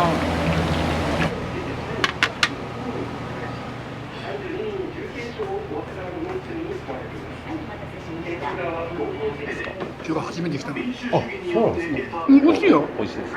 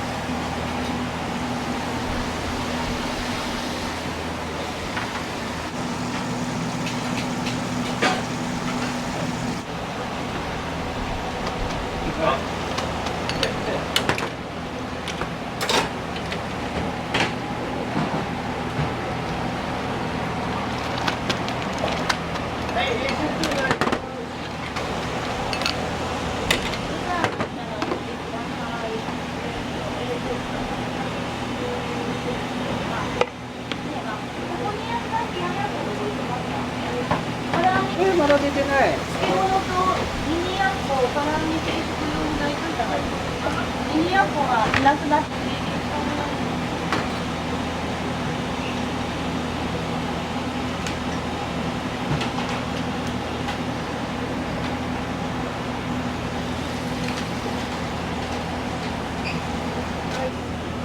よいしょ。も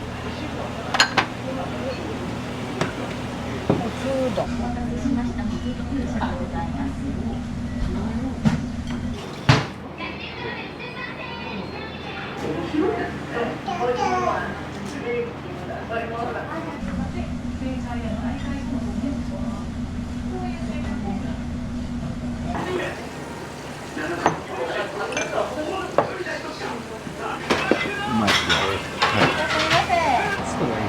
暑いよ。暑いよ取られんから。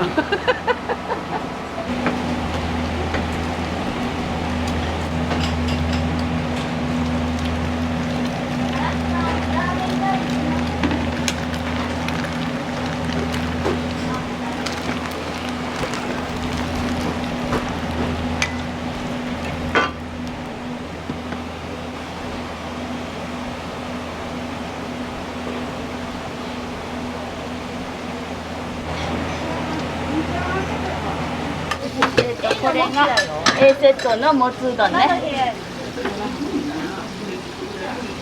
昭和 B セット2つで親子丼。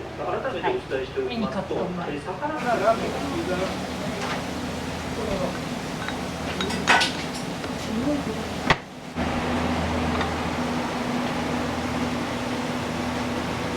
厨房の中暑いでしょう。今日はまだでも涼しい方ですよ。今時厨房にエアコンないのは風月ぐらいかも。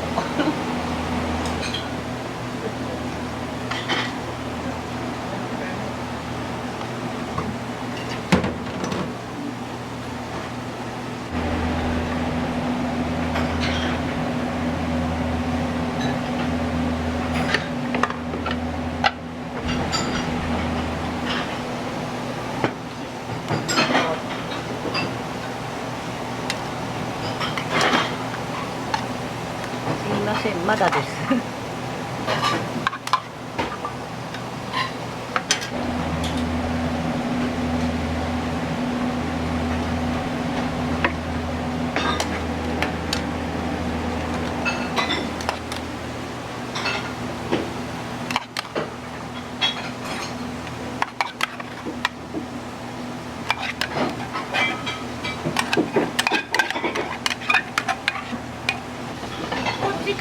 カツね。2セットのカツ丼でございます。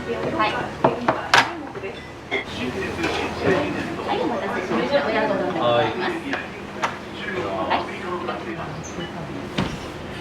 クーデターが相次ぐ青海、中国が接近する狙2回目ぐらい。2回目ぐらい。何頼まれたんですか？セット B セット。美味しかったです。美味しかったです。ラーメン。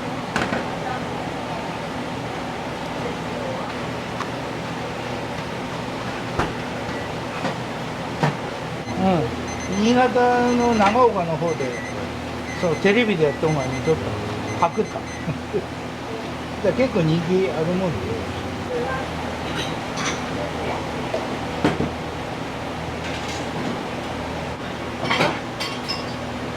あ、こっちや。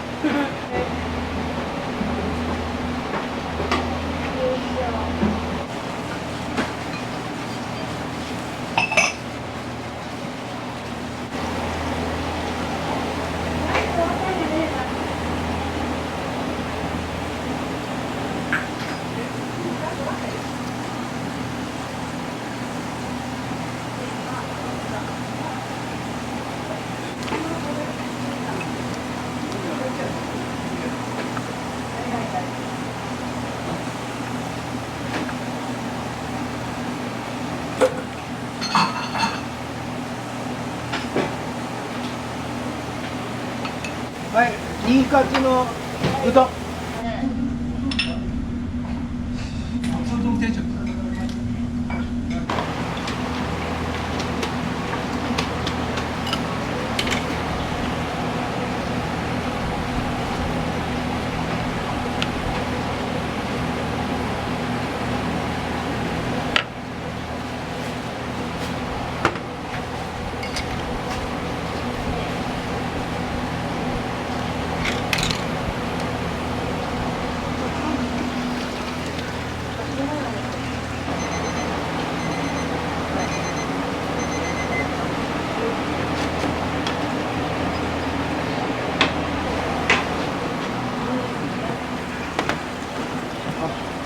はい、もうステイです。よいしょ。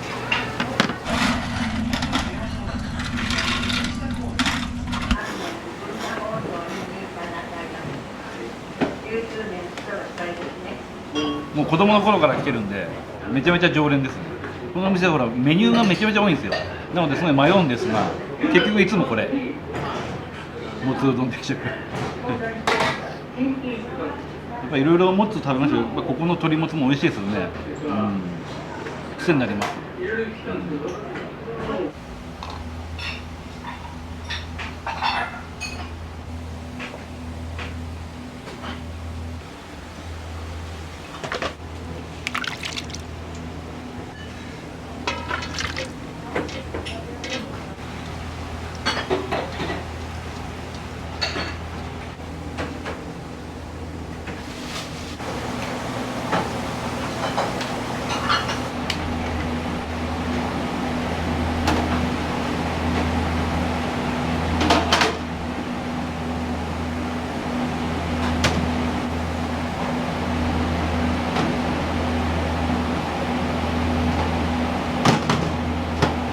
地元のうどん屋さんで細めのうどんでちょっと丸くしてもらってます。でこれはスーパーにもなくて風熱用に作ってもらってます。もう糸庄さんもイカ連弾ですね。初めての方はいろいろ聞かれるんですよ。俗に言う甘辛いっていう味なんですよね。はい。普通に手洗いしました。ではこちらでよろしいですか？でもつうどんになります。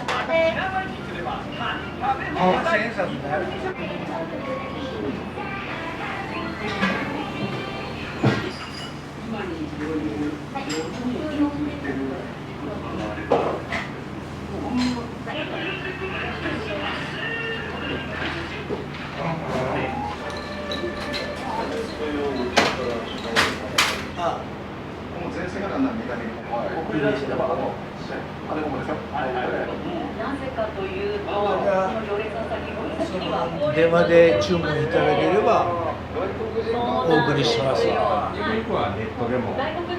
くゆくそういう知識がないもんで、彼はどこまで頑張れるからって頑張って買える状況にします。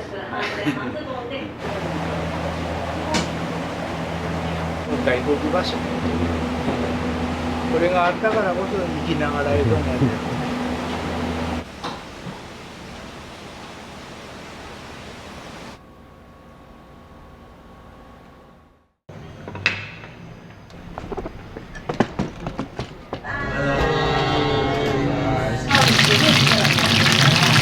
ほんまに美味しい。よかったです。私お世辞を言わんから。美味しい。バースボールできるようになってる。私でも大好き。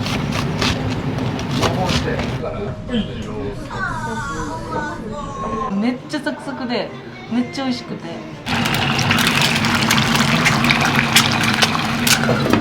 もうめちゃくちゃ大好きです。もう超絶うまい。もう一発目からもうね、結構虜になったね。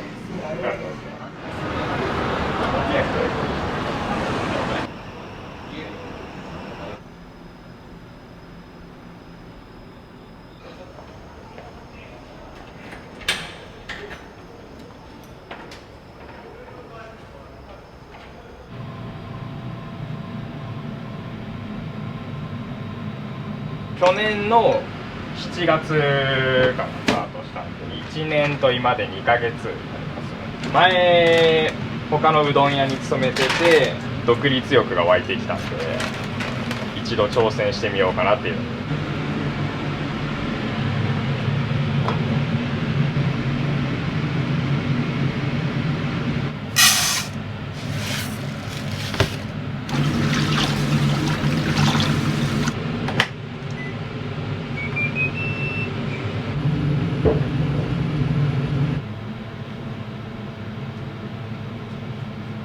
飲んだ後の締めにうどんを食べられる方とか、片町内で働いてらっしゃる方が最後店終わった後夜ご飯で来る方とかがメインですね。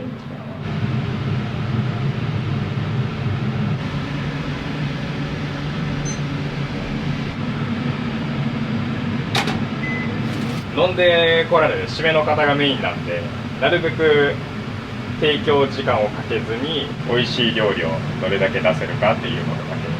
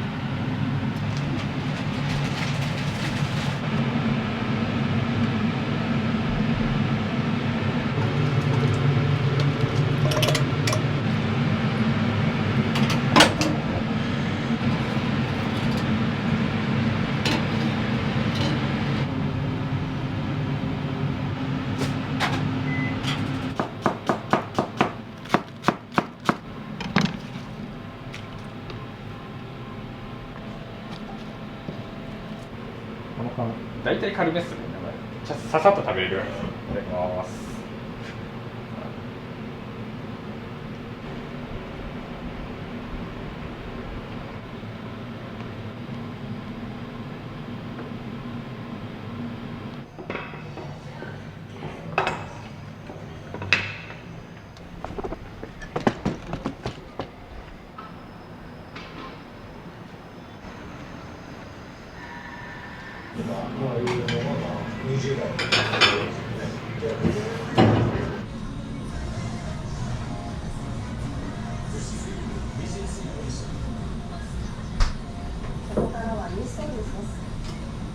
長くなったんで、あと大体味が分かってきたんで。はい、お願いします。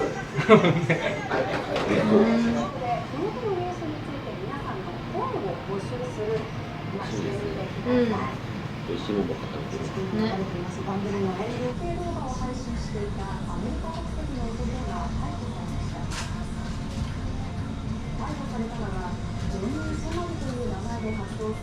ただいまです。いらっしゃいませ。そう。カツさんもハイボール。ハイボールです。はい。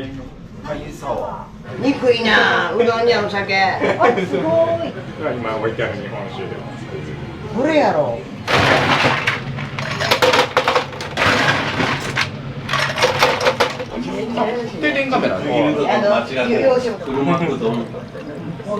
あ、うまいっすね。もうするやんしながら。はい、ありがとうございます。じゃあ改めてどうもこれはいいよ。これ美味しい。車でしょ。そうです、金沢。家のやつですよ。美味しい。はい。じゃあ私お口に入れるとこ違う。なんかそういう演出をなんかもう呼んでしまうから。そうそうそう。でちょっと。これはアジフライとちょっと早いな。もうちょっとゆっくりと食べたら。美味しい。切り干し。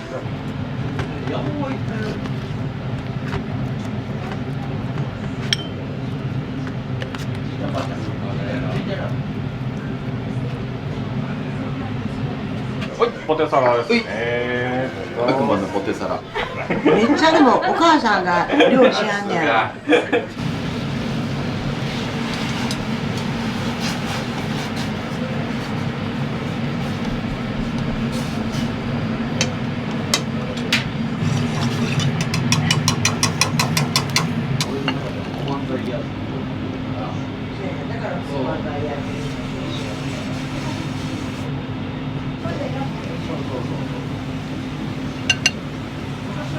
カレーラーですね。ね、手震えちゃいますよ。プルプルって。これも炒めてますね。はい。あるんですよ。で、今度瓶で野球の選手とほら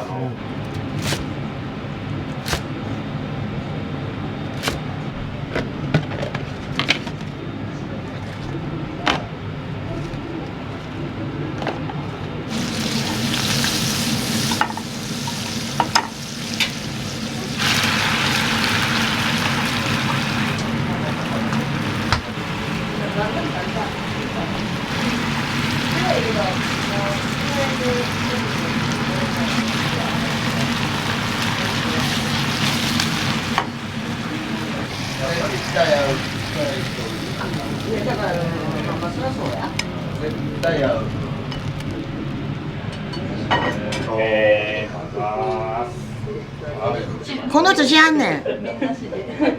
はい。弁なしありません。ええ顔して。お茶けって感じやろ。私からおかしくないですよ。もうええってねお前。うちの悪いじゃないかい。これだけで今飲んでます。汁だけでつまみになるんで。めちゃくちゃうまいです。奥が深いというか後味すごく。私は日本酒。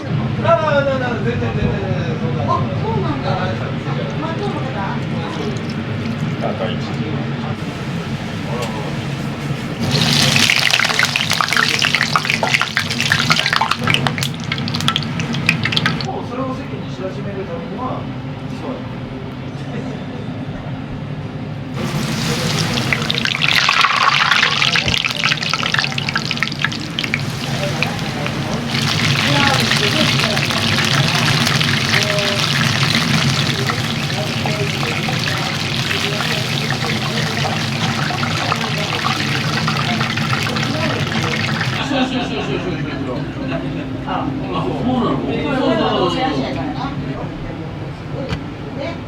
っていう気持ちになってるから。ほんまに美味しい。私お世辞を言わんからほんまに美味しい。私これおかわりしたいぐらい。鶏天。そんなのなければ知らない話だったりしたから。七味かしら。こんだけ飲むやろ。この時にそらになる。そう。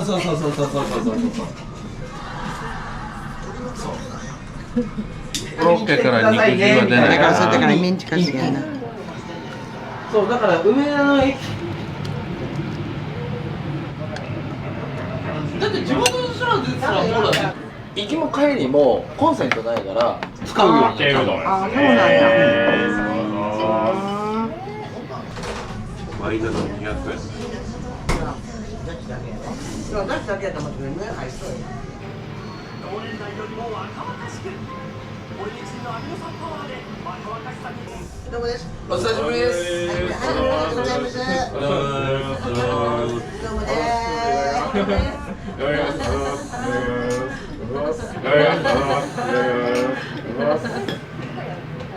あとのマスターとまた写真撮って好きに送らな。料理も人も個性が大事。これがあるから人は人が好きになるのよ。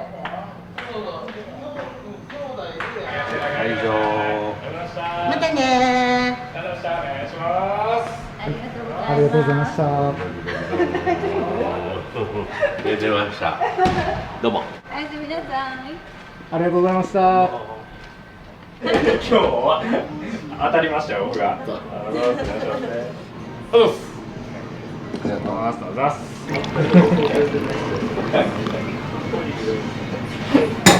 いい感じ。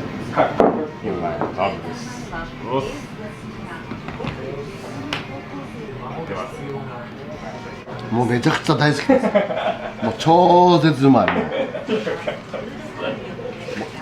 もう一発目からもうね、結構虜になったね。俺でもね、今日ね、ハムエッグ丼が食いたいね。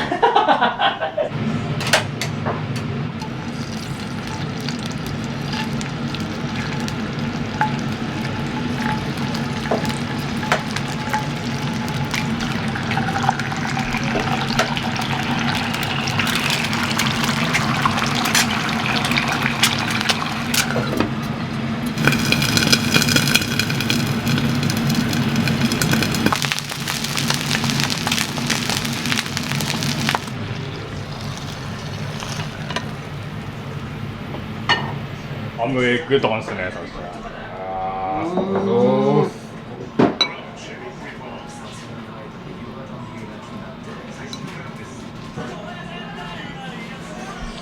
よし。2人です。あ、どうぞ。はい。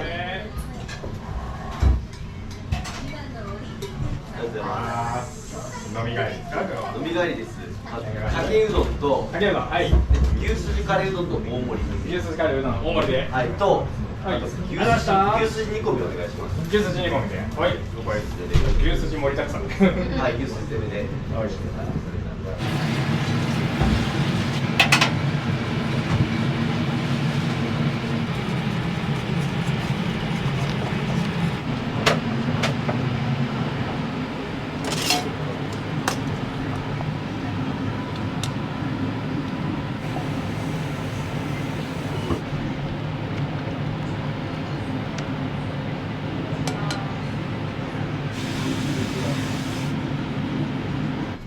いつものお話しました。かけうどんね。牛すじカレーの大盛りですね。じゃあいいか。はい。これとじゃあ何か。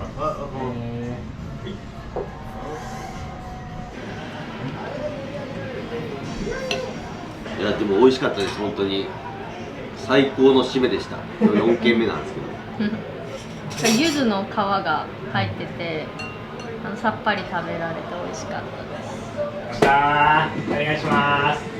おやすみなさい。ありがとうございました。お願いします。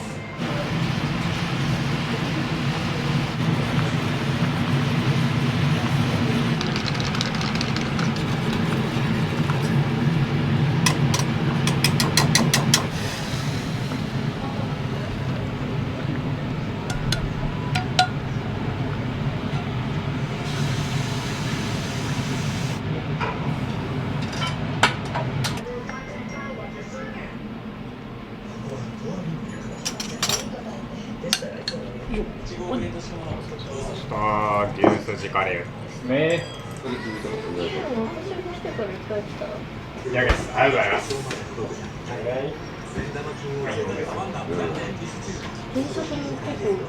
定食もなんかそれちょっと定食の人がもいないね。明日って天気どうなんですか？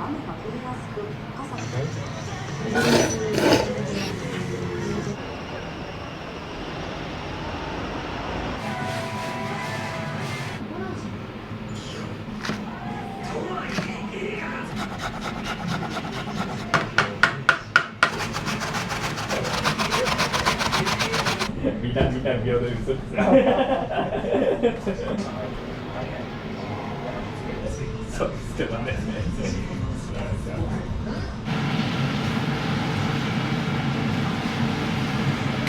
カレーのこだわりは、だしと合わせた際にカレーが強くなりすぎないようには調整してます。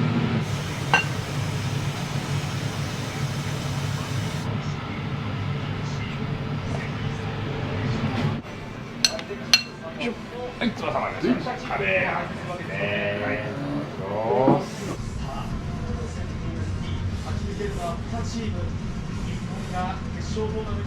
いらっしゃいませ。行っちゃいました。ありがとうございます。美味しかったんで。よかったです。じゃあオーダーちょっと順番にやっていきます。ちょっとお待ちください。ロースカツ定食と牛すじカレーうどん1個ずつで。了解ですよ。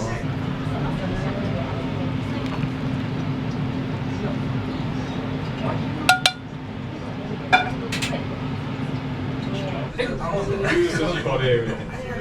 教えていただいて。はい。本当ってよ。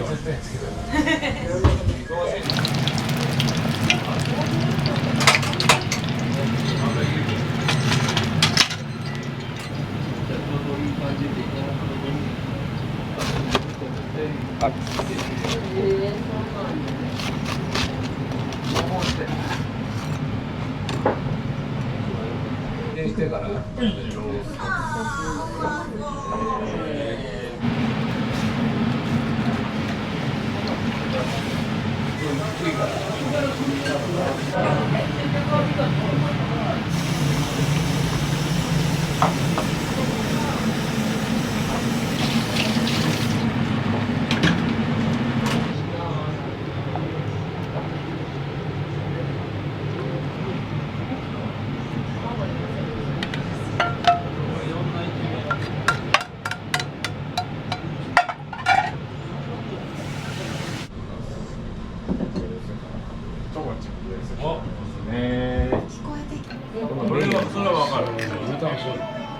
普通だって60もうこんな牛丼の生卵かけですね。私でも大好きなバーですよ。ロスカツ定食がめっちゃサクサクでめっちゃ美味しくて、で牛すじカレーうどんはめっちゃ牛すじが柔らかくて美味しいです。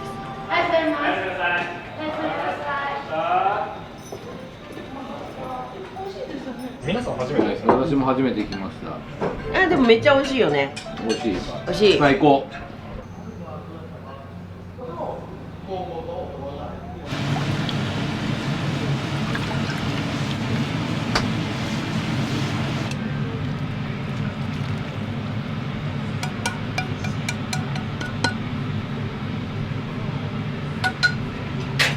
はい、お待たせしました。稲荷うどんですね。注目してみましょう。その人気の秘密はコラーゲン。そして